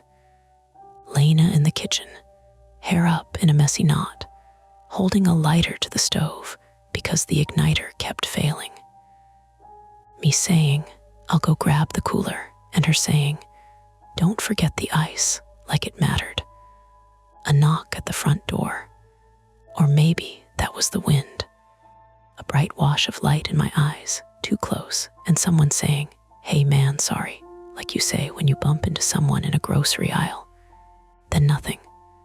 I don't remember, I said, and I hated how that made me sound like a child. Mark's tone softened just a fraction. Okay, that's fine, don't force it. We need practical things. Evan, feel along the inside. Any seams, hinges, latches. I shifted my shoulders, using the tiniest movements to slide my hands along the edges near my chest. The lid met the sides with a narrow gap. My fingers found staples, their heads pressed into the wood. There was no latch on the inside. Of course there was. Whoever built it assumed you wouldn't be able to open it. But at the top near my face, the wood felt slightly uneven. I angled the flashlight and saw a tiny crack where two boards met. It looked like the end piece wasn't perfectly flush. It's stapled, I said, but there's a seam at the head end, like a weak spot. Can you push? Mark asked. I put my palms against the lid and tried. The lid didn't move, but the seam creaked. A faint, complaining noise. Something, I said, breathing harder now. It gives a little. Okay, Mark said. That's good, that's good. Evan, don't hyperventilate. Small breaths. Lena, call 911 now. Put it on speaker so we can coordinate. I already did, Lena said, voice high. It's ringing. A moment later, a click. Calm voice that sounded like it belonged to someone sitting under fluorescent lights. 911, what is your emergency? Lena tried to speak, and her words came out tangled. Mark took over, the way people like Mark always did in chaos, because it gave them something to hold. This is Mark Denning. We're in San Bernardino County near Joshua Tree. Our friend Evan Mercer is missing. He's on the line with us and states he is confined inside what he believes is a coffin or wooden box. He has no idea where he is. We need immediate assistance and guidance. There was a pause as the operator's training kicked in. Sir, what is your location right now? Mark gave the address. Lena's breathing was loud on the line, like she was holding the phone too close. Okay, the operator said. Is Evan injured? My head hurts, I said, and my voice sounded distant even to me, like I was listening from another room. I think I hit it. I'm okay. I can breathe. Evan, the operator said, shifting her attention to me with that gentle authority they use. Can you tell me anything about your surroundings? Any sounds, smells, temperature? I almost laughed at the normality of the questions. Wood, I said, stale air, smells like flowers. It's not cold, maybe a little cool. Can you move your arms and legs? Barely. Do you have any tools on you? She asked. Anything metal, my keys. The thought clicked in with surprising clarity. Metal teeth, hard edges. Yes, I said, keys, I have keys. Okay, she said. Evan, I want you to conserve your energy and your phone battery. Stay on the line as long as you can. Mark, Lena, I'm dispatching deputies in search and rescue to your location. They will start from where you last saw him. Do you have any recent photos or location history on Evan's phone? Any way to track it? I looked at my own screen. No GPS indicator. No bars. But the call was happening. Somehow. Mark answered. We can check his Find My. But if he has no service, check anyway, the operator said. Sometimes the last known location can help. Lena, do you know what Evan was wearing when he left? He's wearing, she choked. He's wearing the black hoodie. The one with the tear on the pocket. I can see it, Mark. He's literally describing. I'm wearing it, I said softly. And that seemed to break something in Lena because she made a sound like she'd been punched. Evan, she whispered, I'm sorry. I'm sorry about earlier. I shouldn't have pushed you. Earlier what? There it was, that private fear I never said out loud, that I was always one argument away from being left behind, that I'd learned to smooth everything over, to say yes, to not take up too much space, because the moment I became difficult, I'd be abandoned. I hadn't told Lena that. I just lived it, quietly, like a habit. Now, trapped in a box, the fear was no longer philosophical. It was physics. I need you to listen, Mark said quickly, keeping Lena from spiraling into guilt. Evan, can you use your keys to pry at that seam you mentioned? Not full force, just test. We don't want you to injure your hands. My fingers fumbled with the keyring. The metal felt slick with sweat. I chose the thickest key, the one for my apartment back in Seattle. It had a squared shoulder. I wedged it into the crack near my head and pushed. The wood protested with a squeak. The seam opened a hair so small I might have imagined it, but the change in airflow was real. A faint shift, a cooler thread of air. I sucked in that new air greedily before I could stop myself. Okay, I said, voice tight. It moved, a little. Good, the operator said. Evan, stop if you feel pain. We need you conscious and able to communicate. Mark's voice returned, steadier now that there was something to do. Lena, do you have a head count of who was around tonight? Neighbors? Anyone who knew you were here? Anyone you talked to? Lena sniffed hard. No, we got groceries. We stopped for gas. There was a guy at the pump who asked if we were heading to the park. I didn't, her voice broke. Oh my God, I don't remember his face. Okay, Mark said, that's okay. We'll tell deputies. We'll get receipts, cameras. I kept working the key in the seam, little movements. Pry, relax, pry. Each time the wood gave, the air thread got slightly stronger, and with it came a new smell. Not just flowers, dust, dry earth maybe, something mineral. It was a clue, and it was also a warning. If I opened it and there was dirt pressed against the lid, that meant something very specific. The operator kept talking, asking me to describe sensations, keeping me anchored. Mark kept coordinating, already thinking about cell towers and last known locations. Lena kept saying my name like it was a rope. And all the while, my phone stayed at 100%, bright as an insult. At the end of the call, the operator gave them a choice that felt like one of those forks in a trail where both paths look harmless until you're far from the map. Evan, she said, if you can create an opening, even small, we might be able to locate you through sound or airflow if someone is nearby. But forcing it could also make your situation worse if you're underground or in an unstable environment. I need you to decide.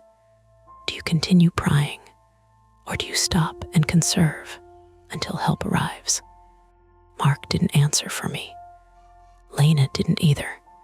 They both waited, breathing, listening to my shallow inhales and the tiny creak of wood. I stared at the seam in the flashlight beam, at the key wedged like a lever, and felt the choice settle into my hands. Open it and risk learning something I couldn't unlearn, or wait in the dark and trust that someone could find a box in a world full of boxes. I tightened my grip and didn't move yet. The seam gives another millimeter. Not much. Just enough that when I inhale, the air tastes different. Less trapped, colder. And that's when I realize the new problem. It isn't just stale air. It's air that's getting colder. Mark, I say, trying to keep my voice steady. The air changed. What do you mean? He asks immediately. It's cooler, like outside air. And there's dirt. I can smell dirt now. There's a pause on their end. I can hear Lena breathing too fast, wind scraping across her phone's mic. Somewhere nearby, a car passes, faint rush of tires on highway asphalt. That means they're still outside the air. Okay, Mark says carefully. Cooler air is good. It means there's a gap. Unless it means the gap is too, He doesn't say the word, underground.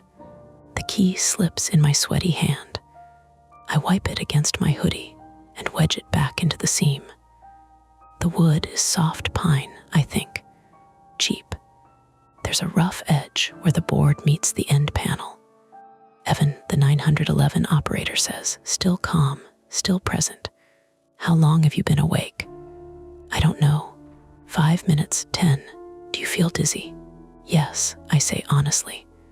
But that could just be everything. Okay, keep your breath slow. Deputies are en route. We're also notifying park rangers in case you're somewhere in Joshua Tree National Park or the surrounding area. Joshua Tree National Park. That's not small. That's not walkable grid search small. That's open desert and rock formations and miles of nothing. A thought pushes up, ugly and persistent. If someone wanted you to disappear, that's where they'd do it. Mark, I say, because the fear is starting to leak into my voice.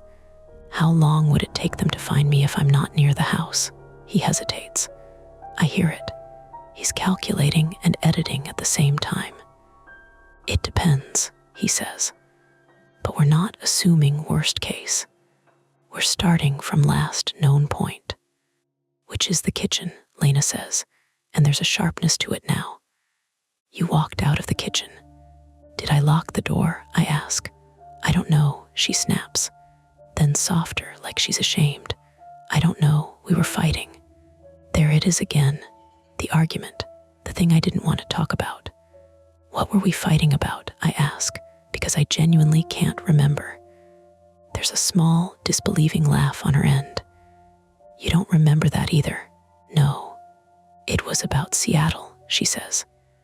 About you going back early. About you not wanting to stay the full week.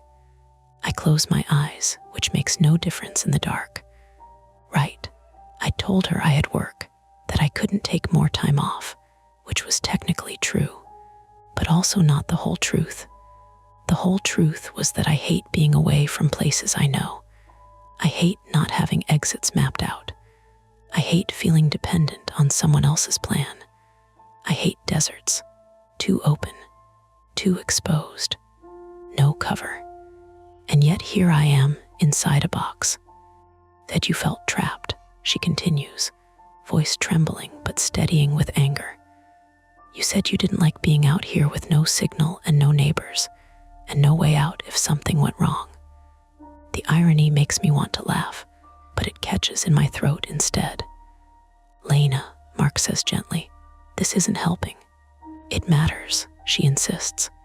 It matters if someone heard us, if someone saw him walk out upset, or if someone took advantage of that, Mark finishes.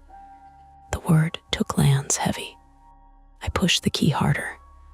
The wood creaks louder this time. There's a faint crack, not a break, but a stress sound. And then something shifts above me. A soft, sliding whisper. I freeze. Did you hear that? I whisper. Hear what? Lena asks. Something moved on top. Silence. Then there it is again. A faint granular sound, like sand shifting, or dirt settling. My stomach drops. Mark, I say, and now I can't keep the edge out of my voice. I think there's something on top of this. Like what? He asks. Like wait, the operator cuts in. Evan, if you believe there is soil or debris above you, do not force the lid upward aggressively. It could cause collapse. The word echoes inside the box and makes the air feel thinner. Okay, I say quickly. Okay, I won't. But the problem has already shifted. If there's weight above me, if there's dirt or sand pressing down, then the coffin isn't just a container. It's a support structure. And prying it open could let everything in. Can you tap again? Mark asks. Lightly, I knock with my knuckles, softer this time. The sound is dull, no hollow echo, just a thud that seems to get swallowed immediately. Evan, the operator says, try listening for ambient sound, anything beyond your own movement. I turn off the flashlight to conserve battery. The darkness becomes absolute again. I hold my breath. For a moment, there's nothing but my pulse in my ears. Then, very faintly, I hear something else. Not close, not right above me, but there, a distant hum, low, mechanical, like an engine idling. Do you hear traffic? Mark asks, almost at the same time. No, I whisper. It's steady, like a generator or a truck. Is it moving? The operator asks. I listen harder. The hum fluctuates slightly, then steadies. I don't think so, I say. It's constant. Could be highway noise carried through soil, Mark offers. But the highway near Joshua Tree isn't that close to the airbimb. And highway noise has rhythm, cars passing, gaps between. This hum is continuous. My chest tightens. If there's a vehicle nearby and it's not moving, what does that mean? Evan, Lena says, her voice smaller now. What if whoever did this is still there? The idea snaps into place so fast it makes my fingers tingle. The hum, the weight, the floral smell that isn't just flowers. It's like those air fresheners they hang in work trucks. I swallow. Operator, Mark says quickly. Can deputies get cell pings on Evan's phone even without service? We're attempting to triangulate, she replies. But without active data connection, it's limited. Evan, is your Bluetooth on? I fumble for the screen again, shielding the light with my hand. Yes, Bluetooth is on. So is Wi-Fi, I say. Okay, she says. Sometimes devices will attempt to handshake with nearby networks even without full service. If there's a known network nearby, we might get a trace. A known network, like an airbimb router or someone's hotspot. The phone vibrates in my hand. Not a call, a notification my breath catches. Evan, Mark says sharply. I just got something. What? I look at the banner. Wi-Fi network available, Denning Mobile. I stare at it. Mark's last name is Denning. Mark, I say slowly, do you have a hotspot on? Yes, he says immediately. For my laptop. Why? It says your network is available. Silence. Then Lena's voice, thin and frightened. That's not possible. Mark swears under his breath. Evan, how strong is the signal? I tap it. 1 bar, weak, flickering. Barely there, I say. Okay, he says. And now his voice has that tight, analytical edge. My hotspot is on, but we're at least, a quarter mile from the highway. And you're not at the house. No, I say, I'm not. Hotspots don't reach that far, he says. Especially through structures. Especially if you're... He stops himself before he says underground. The operator speaks again, voice firmer now. Mark, what is the approximate range of your hotspot? Maybe 100 feet, 200 at best in open air. And there are no other devices using that name, she asks. No, it's unique. My skin prickles. If my phone can see his hotspot, then I'm within a couple 100 feet of him, which means I'm not miles away in the desert. I'm close. Very close. Evan, Lena says, her voice trembling. Are you near us?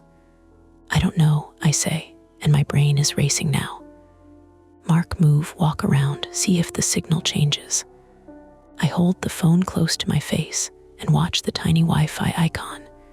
It flickers, drops, comes back. Okay, Mark says. I hear footsteps on gravel through Lena's phone. I'm walking toward the road. The Wi-Fi bar disappears. Back, I say quickly. Go back. Footsteps, reverse. The bar flickers back to one weak line. Stop, I say. He stops. The bar holds. You're closer now, I whisper. Closer to what? Lena asks. To me. The hum above me shifts slightly. Louder now. Or maybe I'm imagining it because everything feels sharper. Mark, I say, heart pounding, turn your hotspot off. Why? Just do it. There's a brief pause. The Wi-Fi network disappears from my screen, and the hum above me stops. Not gradually, not fading, just cuts off, like someone turned a key. The silence that follows isn't poetic or dramatic. It's practical. It's the absence of a machine that was there a second ago. Mark, Lena whispers. That wasn't me, Mark says quietly. I didn't touch anything yet. Cold slides down my spine. The hotspot was visible. Then the hum stopped when the network disappeared. That means whoever or whatever that hum belonged to was using a device named Denning Mobile. Or spoofing it. Or no, not supernatural. Not impossible. Human. Someone nearby has equipment. A generator, a vehicle. A device configured with Mark's hotspot name. Someone close enough that my phone can see it. And they just turned something off. Operator, Mark says, and now even his composure is cracking. We may have an active suspect near our location. Deputies are approximately 8 minutes out, she replies. Stay where you are, 8 minutes. In 8 minutes, someone who knows we're onto them could move. Or worse. Above me, there's a faint crunch. A footstep. Not sand settling. A deliberate shift of weight. I press my free hand against the lid and feel the vibration through the wood. Subtle, but real. They're here, I whisper. Evan, Lena's voice breaks. Don't come looking, I say quickly. Don't leave the road. Don't. The lid above my head shudders as something heavy hits it. Once. Twice. Not hard enough to break it. Hard enough to test it. My breath comes too fast now, and I force myself to slow it because if I hyperventilate, I lose. There's a scraping sound. Metal against wood. A staple being pried from the outside. They're opening it, I say, and the words feel unreal. Evan, listen to me, Mark says urgently. If they open it, you fight. You hear me? You fight. I grip my keys so hard they dig into my palm. The wood creaks again, louder this time. And then the faint wail of sirens in the distance. Far, but coming. The scraping above me pauses. A second of stillness. Then rapid movement. Footsteps. Gravel scattering. And the sound of an engine roaring back to life. This time, it doesn't hum. It accelerates. The coffin jolts, not from above, from below. The entire box shifts under me, tilting slightly. A metallic clang reverberates through the wood. And then I feel it movement. Forward. I am not buried. I am in something being transported. And it's picking up speed. The first thing I do when the coffin lurches forward is slam my shoulder into the side wall. It isn't brave. It's reflex. Box tilts again, hard left this time, and my temple smacks wood. A flash of white pops behind my eyes, and I taste copper at the back of my tongue. Evan, Lena's voice is high and distorted in my ear. I realize I've wedged the phone between my cheek and the coffin wall to keep my hands free. I'm here, I manage. The movement is steady now. Rolling. There's vibration under my spine, metal rattling somewhere beneath me. I am inside something with wheels. Vehicle, I say, breathing fast. I'm in a vehicle. Which direction? Mark asks immediately. He's all edges now. Can you feel turns? The box hits a bump, and my teeth snap together. Gravel. The sound of small stones pinging metal filters through the wood. We're not on pavement yet. Gravel road, I say. Rough, not highway. Lena's breathing shudders. There's only one gravel access road near the airbimb. The dirt service road behind the property. It connects to Park Boulevard. Joshua trees lay out flickers into my mind like a map I half remember. Park Boulevard runs east-west through the national park. Smaller roads branch off toward campgrounds and trailheads. We're about 5 minutes from the west entrance station. Open desert, scrub, rock formations. Operator, Mark says, voice tight. If the suspect fled north from our airbimb on the service road, they'll hit Park Boulevard in about 2 minutes. Deputies are approximately 6 minutes from your location, the operator replies. I'll update responding units to monitor Park Boulevard. 6 minutes. We hit pavement. The shift is immediate smooth, higher pitch from the tires, less rattle, more hum. Acceleration presses me back against the coffin. I angle the phone in front of my face again. Battery still reads 100%. No service. The call hasn't dropped. How is this call still connected? I whisper. Don't worry about that right now, Mark says. Evan, listen carefully. We need a marker. Something that tells us where you are. Like what? Lena asks. A sound, he says. A sign, a curve, anything. I close my eyes and listen beyond my own panic. Wind rushing. Engine revving harder. There's a rhythmic thump-thump under the chassis, like something loose in the bed of a truck. We pass something that makes the engine downshift briefly. A long, metallic rumble. A cattle guard. There's a cattle guard, I say quickly. Metal grate, just now. Lena sucks in a breath. There's one at the entrance to the park. If he went north on the service road, he'd cross it right before the main intersection. Operator, Mark says. That puts him heading into the park on Park Boulevard. Copy, she says. I'm relaying that. The vehicle takes a hard right. My body slides inside the coffin, ribs scraping wood. I brace my knees, but there's nowhere to anchor. Right turn, I grunt. From Park Boulevard, right would take you toward Hidden Valley Campground, Lena says automatically. She's been here before. She loves this place. Or Barker Dam. Hidden Valley is closer, more isolated at night. Evan, Mark says, first attempt. You need to get out before he gets too deep. Before he gets too deep, I repeat, and something inside me laughs hysterically at the phrasing. I shove the key back into the seam and push with everything I've got. The lid groans. Staple pops loose with a sharp crack. Fresh air knifes in, colder and cleaner than before. Sand trickles down onto my face. I cough. Careful, the operator says sharply. If you destabilize, another staple tears free. For one wild second, I think I've done it. The lid shifts up half an inch. Then the weight comes down. A heavy slam from above, like a body thrown against it. The coffin compresses slightly.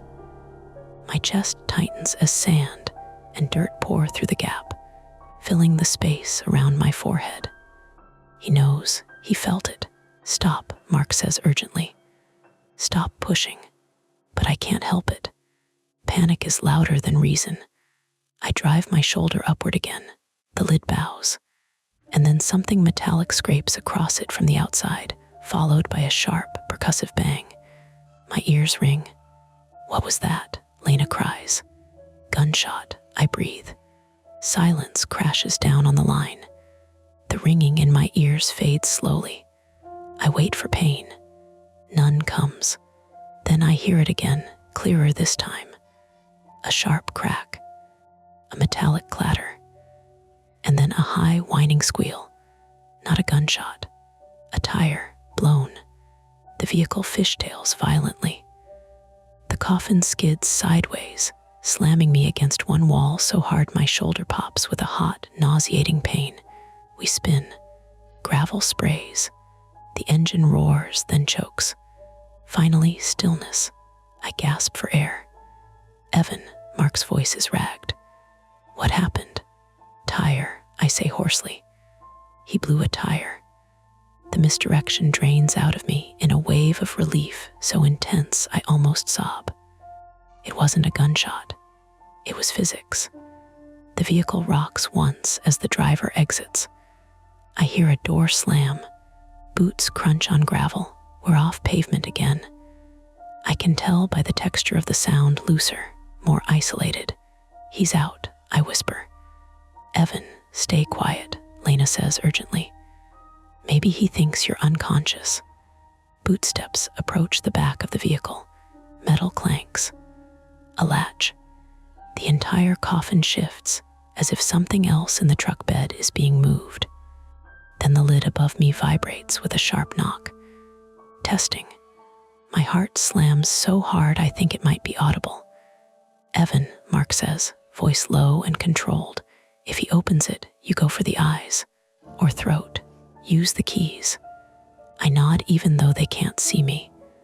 The latch outside scrapes. The lid lifts a fraction. And then voices. Not just his. Another voice, distant but approaching. Park ranger, someone shouts. Step away from the vehicle. Sirens closer now, not distant wails but near, bouncing off rock. The lid slams shut again. Boots sprint away from the truck. A door slams. An engine turns over, struggling. Evan, Lena breathes. I can hear sirens. They're near Hidden Valley. Mark, that's less than 10 minutes from us. The truck jerks forward again, despite the blown tire. The ride is rougher now, unbalanced. Every rotation sends a violent thud through the chassis. He's running. Second attempt, Mark says quickly. Evan, you need to signal them. Make noise. I bang on the lid with my fists, over and over.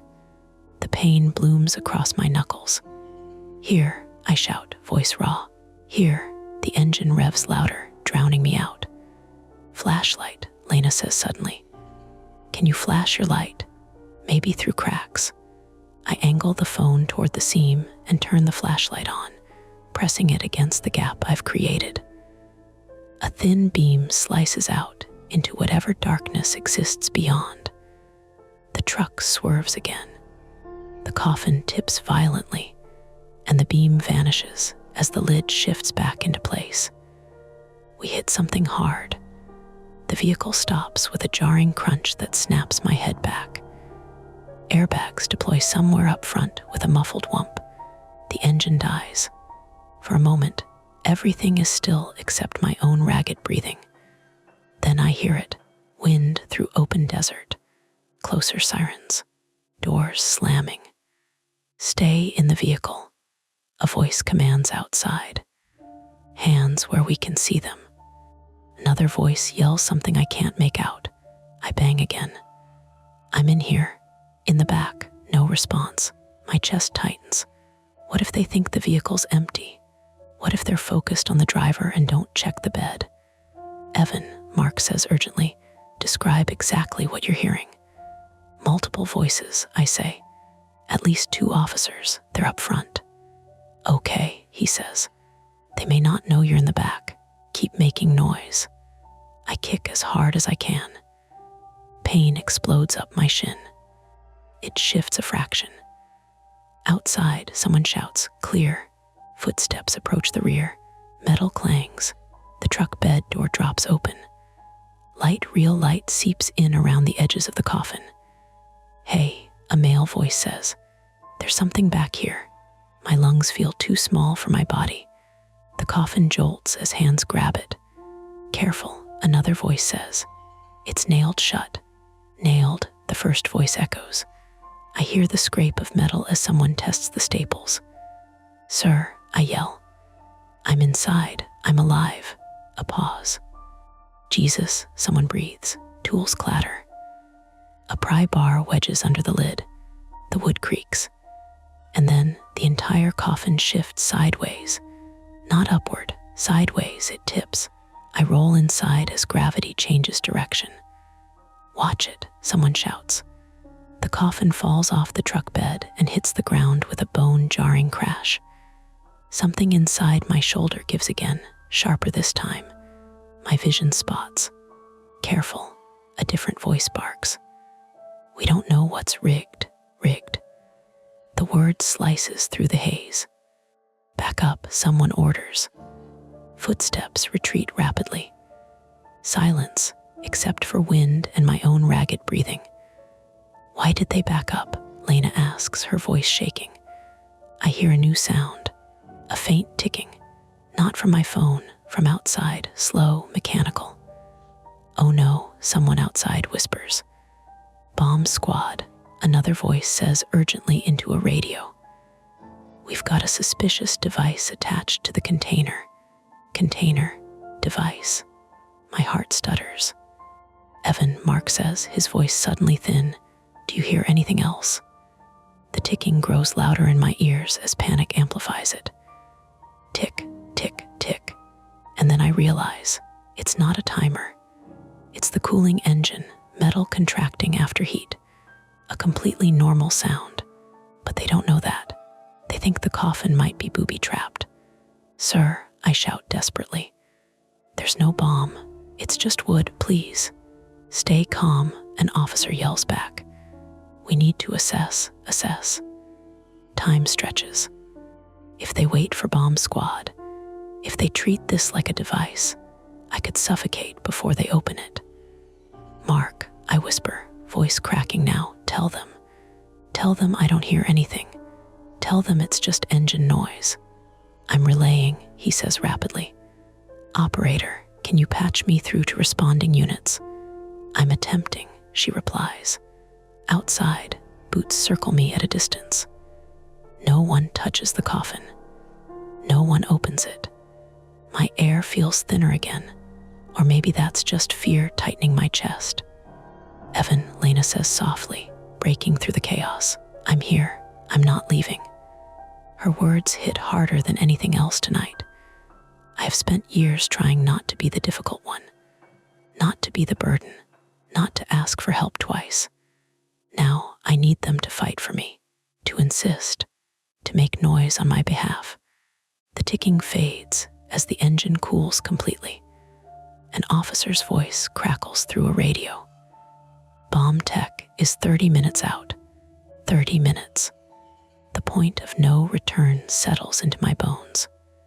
If they treat this as an explosive device, they won't open it until specialists arrive. If they wait 30 minutes in a sealed coffin, in desert night air that's turning colder, my breaths come faster despite myself. Sir, I shout hoarsely, I can't wait 30 minutes. No answer, just distance, procedure, caution. And me inside the box, with full battery, no air circulation, and the realization that rescue has arrived. But they are too afraid to touch me. Air isn't a dramatic thing when it's leaving you. It's not a countdown clock on a screen. It's not a villain. It's just thinner. Each breath feels like you're drinking through a straw that's pinched. Your lungs start doing more work for less reward. Your body gets loud about it. My throat burns first, like I've been whispering in smoke. Then my fingers start tingling. I'm still on the line. Somehow. The phone is warm against my cheek. The battery still reads 100%, which feels like a personal insult now, like the universe giving me the wrong kind of full. Evan, Mark says, and his voice has changed. Less clean, more human. Listen to me. You cannot wait 30 minutes. I know, I rasp. My tongue feels too big for my mouth. Outside, boots crunch. Radios chatter. But nobody touches the coffin. There They're keeping a respectful distance, like I'm a suspicious suitcase at an airport. Bomb tech is en route, someone says again, louder this time, as if volume makes it safer. Evan, Lena whispers. I'm in the car, I'm coming. No, Mark snaps at the same time. Lena, stay put. I'm not staying put, she says, and there's a crack in her voice that sounds like a bridge finally breaking. They have him. They're standing right there, and they won't open it. I'm not going to lose him because someone's scared of a box. Lena, the 911 operator, says firmly, do not approach the scene. Responders have a perimeter for a reason. Then tell them it's not a bomb, Lena pleads, and the words come out messy. Tell them there's a person. Tell them he's talking. He's on the phone with us. How can it be a bomb if he's... Lena, I say, voice thin. Don't. My words dissolve into a cough. It hurts my ribs. My shoulder, bad shoulder, pulses with hot pain every time I move even an inch. The coffin is angled slightly now, lying on uneven ground. I can feel it because my weight keeps sliding toward one corner. Sand has sifted through the seam and grits between my eyelashes. Every blink scratches. Mark is speaking fast to the operator, trying to get patched through. If you have a unit on scene, I can tell them. There's no device. The ticking is engine cooling. We need them to open it now. There's a seam at the head end. Staples. He loosened them. Sir, the operator says, voice taut. They have to follow procedure if there's a suspicious package. Procedure is going to kill him, Mark snaps. A short lull. Wind slides over the wood like a hand. Then I hear something else, faint at first, then clearer. A dog barking once, twice, then a sharp, eager whine. K9 unit. My heart lifts a fraction, then sinks. Dogs mean search. Dogs mean distance and caution. I try to move my hands again. They feel clumsy, like my brain is sending signals through wet cotton. I fumble my keyring out of my pocket. Metal against skin. The keys, the seam, the staples. Earlier, I had stopped because of weight, dirt above, risk of collapse. But I'm not buried. I'm on the ground. The dirt was camouflage in the truck bed. A layer, not a ton. If I can widen the seam enough to get air, I can buy time. If I can make noise loud enough to convince someone to break protocol, maybe they'll take the risk. My private fear, the one that's been sitting under every I'm fine, every whatever you want, is screaming now. Don't be a problem. Don't force people. Don't make them angry. Don't make them regret helping you.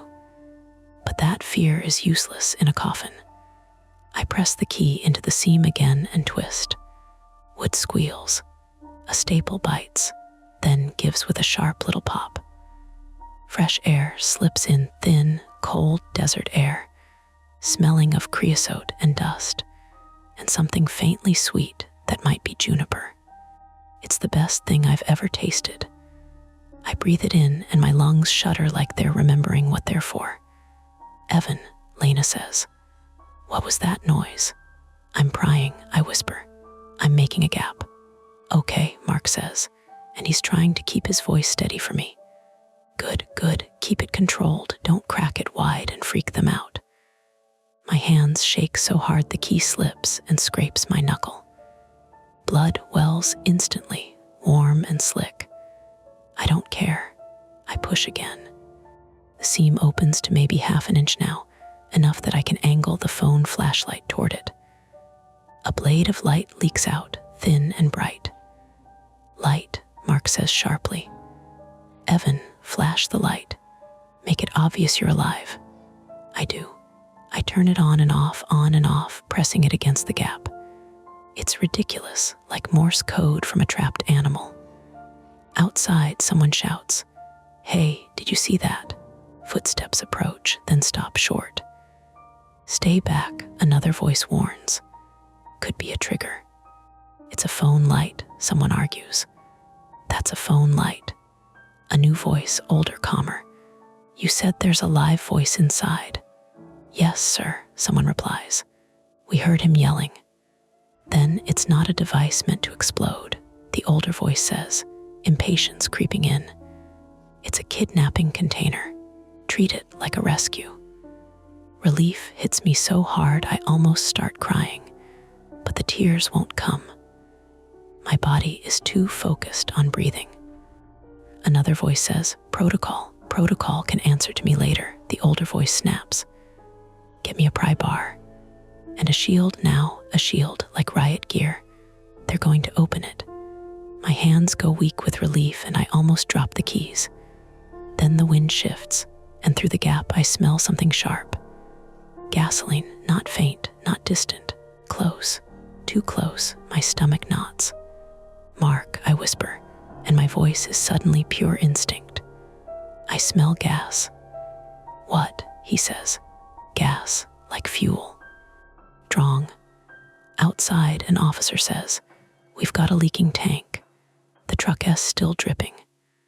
Another voice, and there's dry brush everywhere. A third, watch the sparks. Nobody drag metal. The desert isn't just sand and rocks. It's brittle plants, dry grass, dead twigs, a place that wants to burn. My breath speeds up again. Evan, the operator says, stay as calm as you can. They are initiating extraction. Extraction. It sounds clean, like a procedure. But everything I hear outside is messy. Radios, boots, metal clinking. Someone swearing under their breath. The pry bar slides under the lid above my head with a metallic scrape. The coffin shudders. I brace instinctively, palms flat against the inside wall. Sir, an officer calls.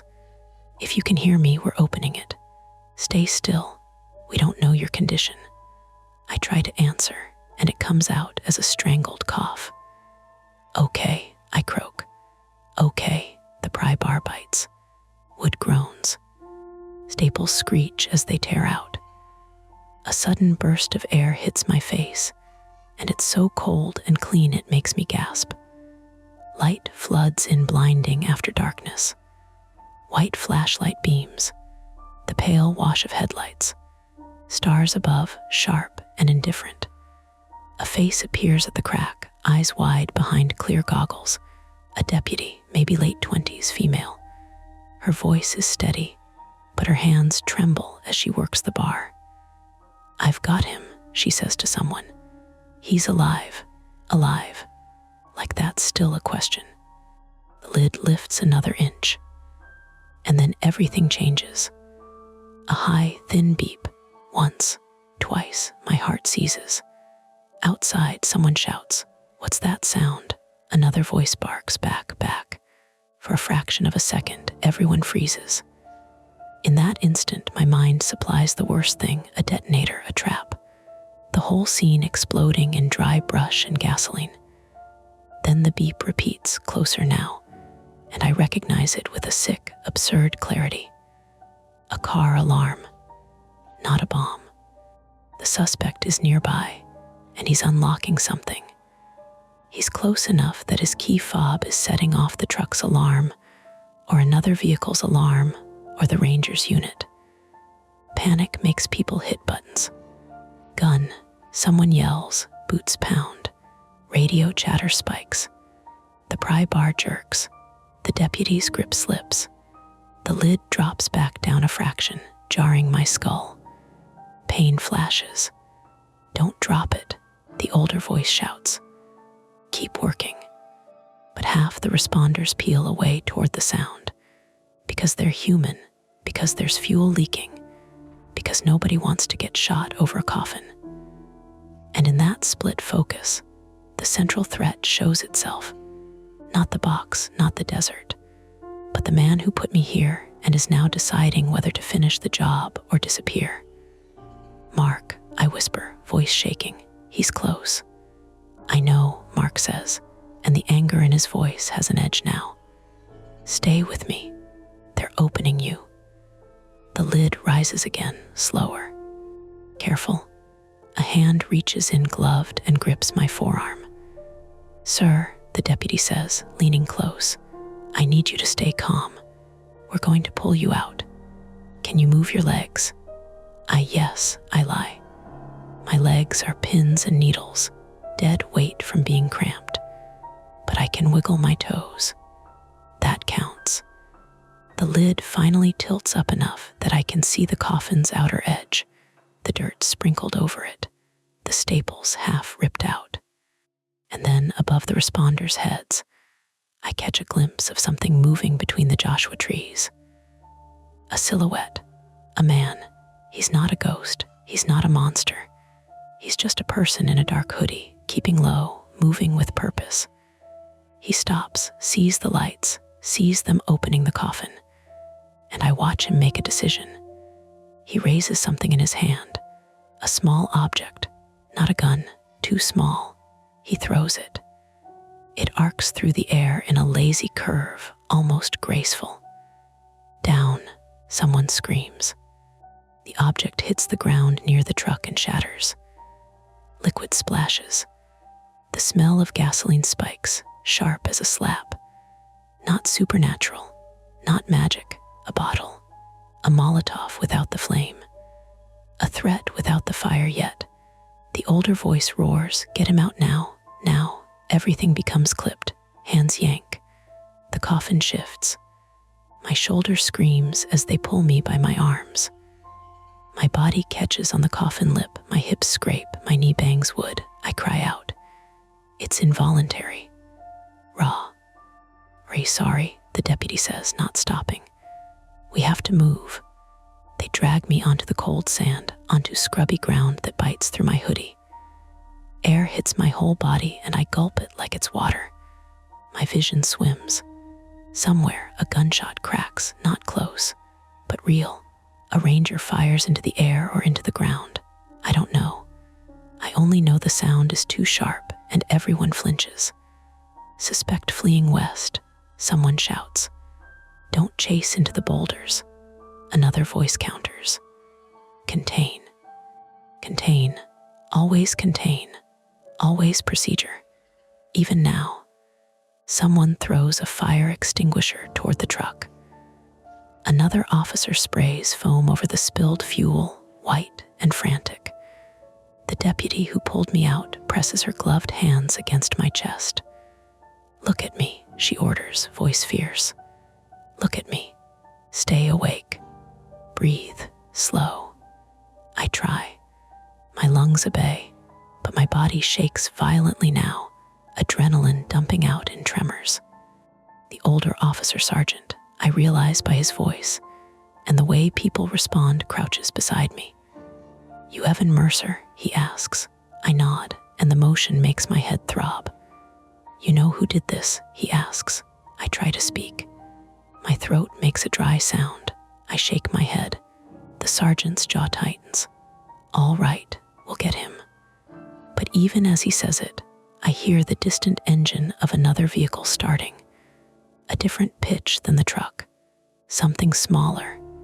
The suspect had a second car. A backup. He planned for this. And then, like the desert itself is trying to underline the lesson, the wind gusts hard. It pushes the smell of fuel across the scene. It rattles the Joshua tree branches. It lifts grit into the air. Somebody yells, "Fire risk." Another voice, "Get him to the ambulance." They hoist me up, and my legs fold under me like wet paper. I try to stand, and my knees give. Pain lances my ankle. My whole lower body has forgotten how to be mine. I'm not a hero stepping out of a coffin. I'm a man who's been bent wrong for too long. They half carry, half drag me toward flashing red lights parked along the dirt turnout. Headlights carve the rock piles into harsh shapes. As they move me, I catch one more glimpse of the coffin, splintered lid, loose staples, dirt scattered like an insult. And I see something attached to the outside near the head end. A cheap little Bluetooth tracker, the kind you stick on keys. The kind people used to find lost luggage. It's taped on with duct tape, crooked and ugly. That's why my phone stayed on. That's why the call worked. That's why the hotspot name mattered. Someone nearby with a signal relay, a router, a booster, a cheap setup that kept the line alive just enough. Not magic, just preparation. The sergeant sees where my eyes go and follows my gaze. His face hardens. Bag that, he snaps to someone. Don't touch it barehanded.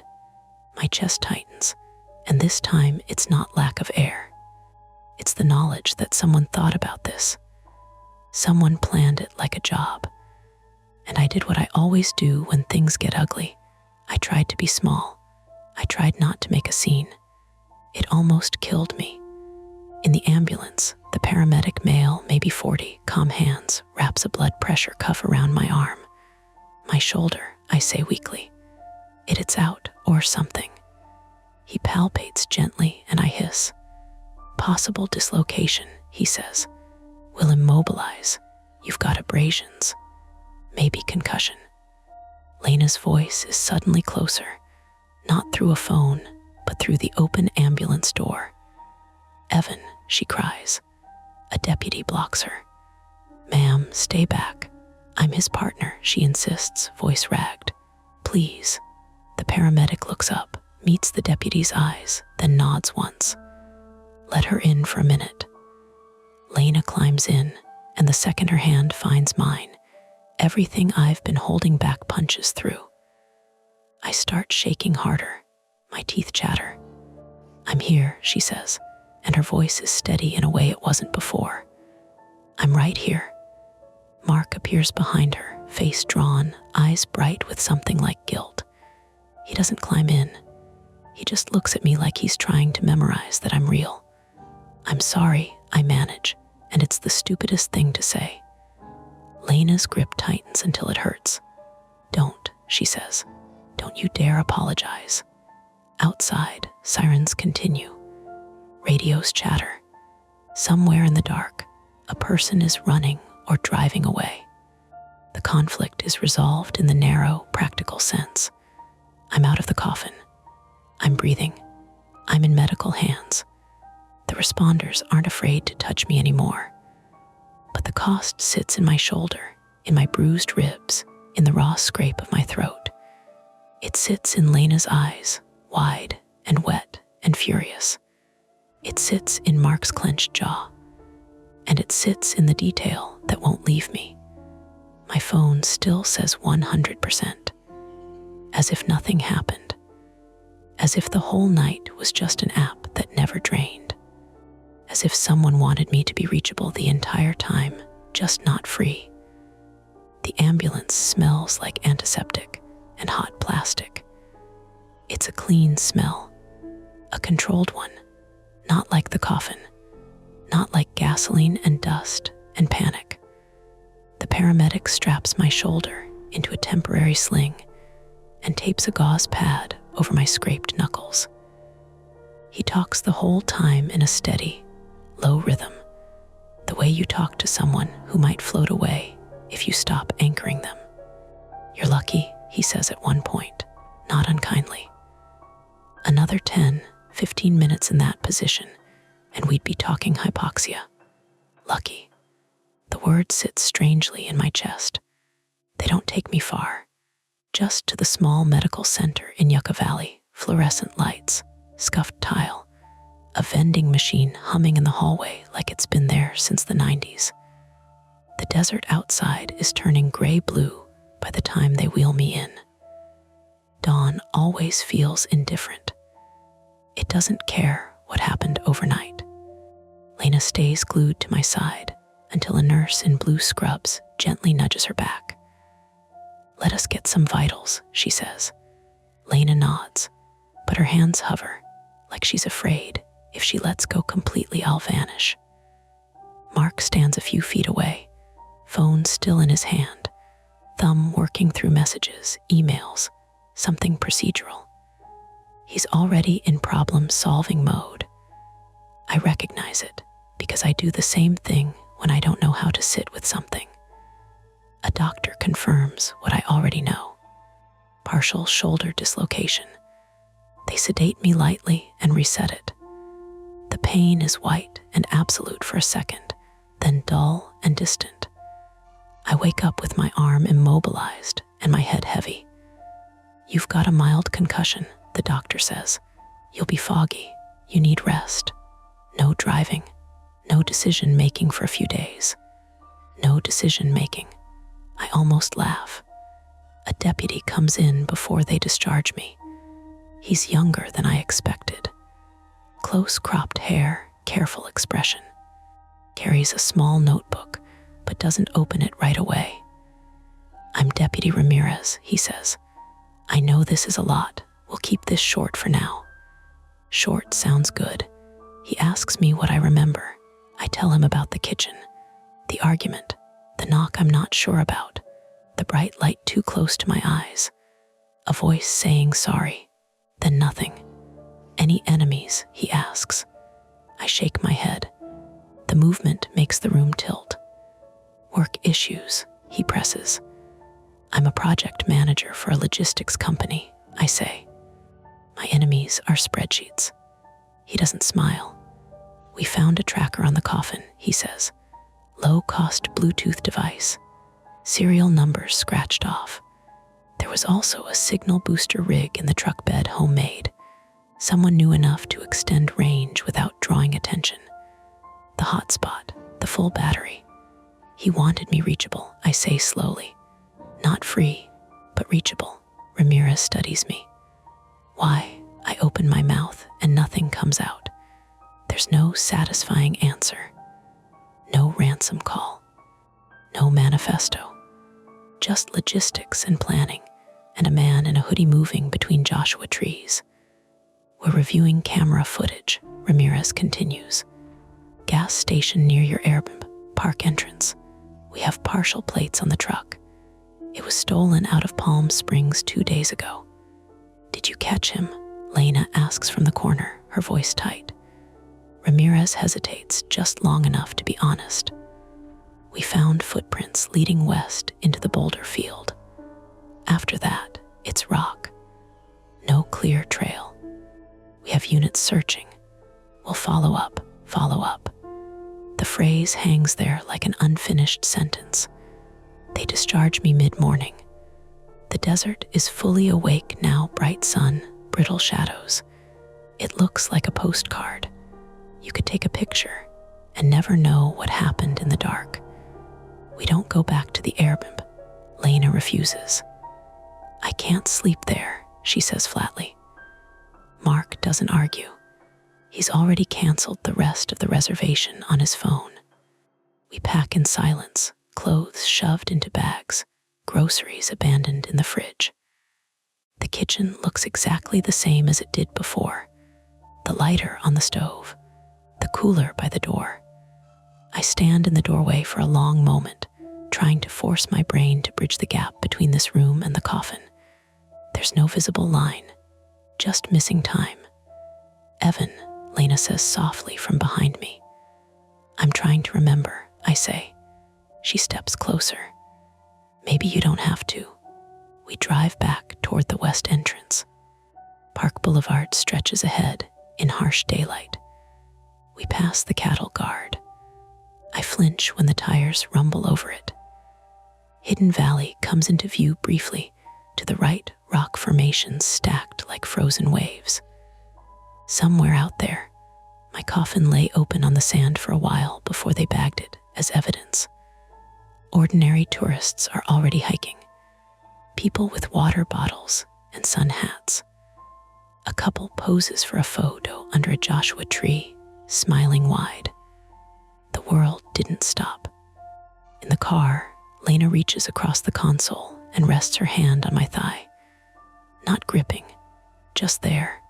I'm sorry, she says quietly. For what? I ask. For pushing. For making it about the trip when you were trying to tell me something else. I look out the window at the endless, stubborn land. I didn't tell you, I say. I said I was fine. I always say I'm fine.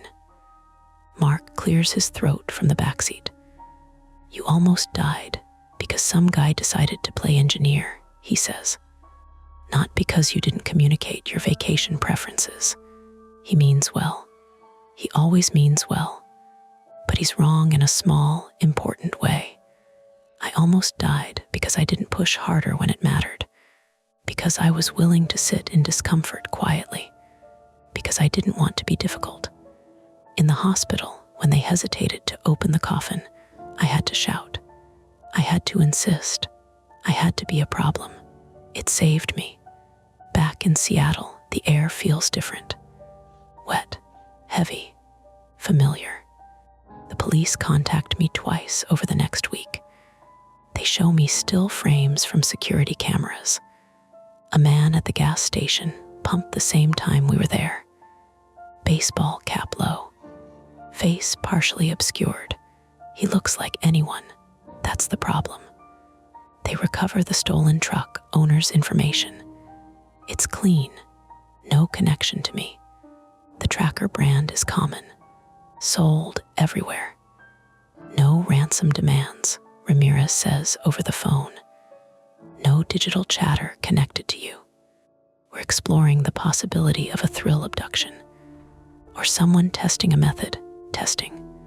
The word makes my skin crawl. Was I random? I ask. We don't know, he says honestly. I start therapy the second week back. Not because I'm brave. Because I can't sleep without feeling wood against my shoulders. I wake up with my fists clenched, nails digging into my palms. The therapist asks me what the worst part was. Waiting, I say immediately. When they were there and wouldn't open it. Nods like that makes sense. Lena sleeps with a lamp on for a while. Not bright, just enough to soften the dark. She doesn't apologize for it. Mark throws himself into research. He sends me articles about Bluetooth trackers, about signal boosters, about how criminals repurpose consumer tech. It's his way of regaining control. One evening, a month later, I sit on the edge of our bed with my phone in my hand. It still works perfectly. The battery drains normally now. 90%. 80. 70. No anomalies. No phantom networks. I scroll through my call log and find the timestamp from that night. The call with Lena. It shows as a standard call. No dropped connection. No glitch. I check the Bluetooth history out of habit. Nothing unusual. But when I open my Wi-Fi list, something catches my eye. A remembered network. Denning Mobile. Of course it's there. Mark's hotspot. I've connected to it before. There's nothing strange about it being saved, except for one small detail. Under it, in faint gray text, it says, last connected, 3:11 a.m. Not 3:12, not when the call came through. 3:11, 1 minute before I woke up. I stare at it, trying to make it align with the story I've built in my head. Maybe my phone auto-connected briefly when I was still near the airport. Maybe the timestamp is off by a minute. Maybe it's nothing. Probably it's nothing. I close the settings. The world outside our window is ordinary. Cars passing. A dog barking. Someone laughing 2 buildings over. Lena walks in from the kitchen with 2 mugs of tea. She hands me one carefully, mindful of my healing shoulder. You okay? She asks. I look at her, at the lines of worry that haven't fully left her face, at the steadiness she's trying to rebuild. Yeah, I say, and this time it's not automatic. I'm not fine, not entirely, but I'm here. The horror doesn't live in a coffin anymore. It lives in small pauses, in the way I check exits when I enter a room, in the way Lena's hand finds mine in parking lots without thinking. It lives in that 1 minute on my phone, and in the knowledge that somewhere out there, someone tested a method and almost succeeded. The battery icon drops to 69%. For the first time since that night, it feels honest. That's tonight's story. If it gives you chills, make sure to like, subscribe to Mia Horror Stories, and tap the bell so you never miss what's coming next. And if you're still brave enough, there are more dark tales waiting for you right here on the channel. Go watch another if you dare.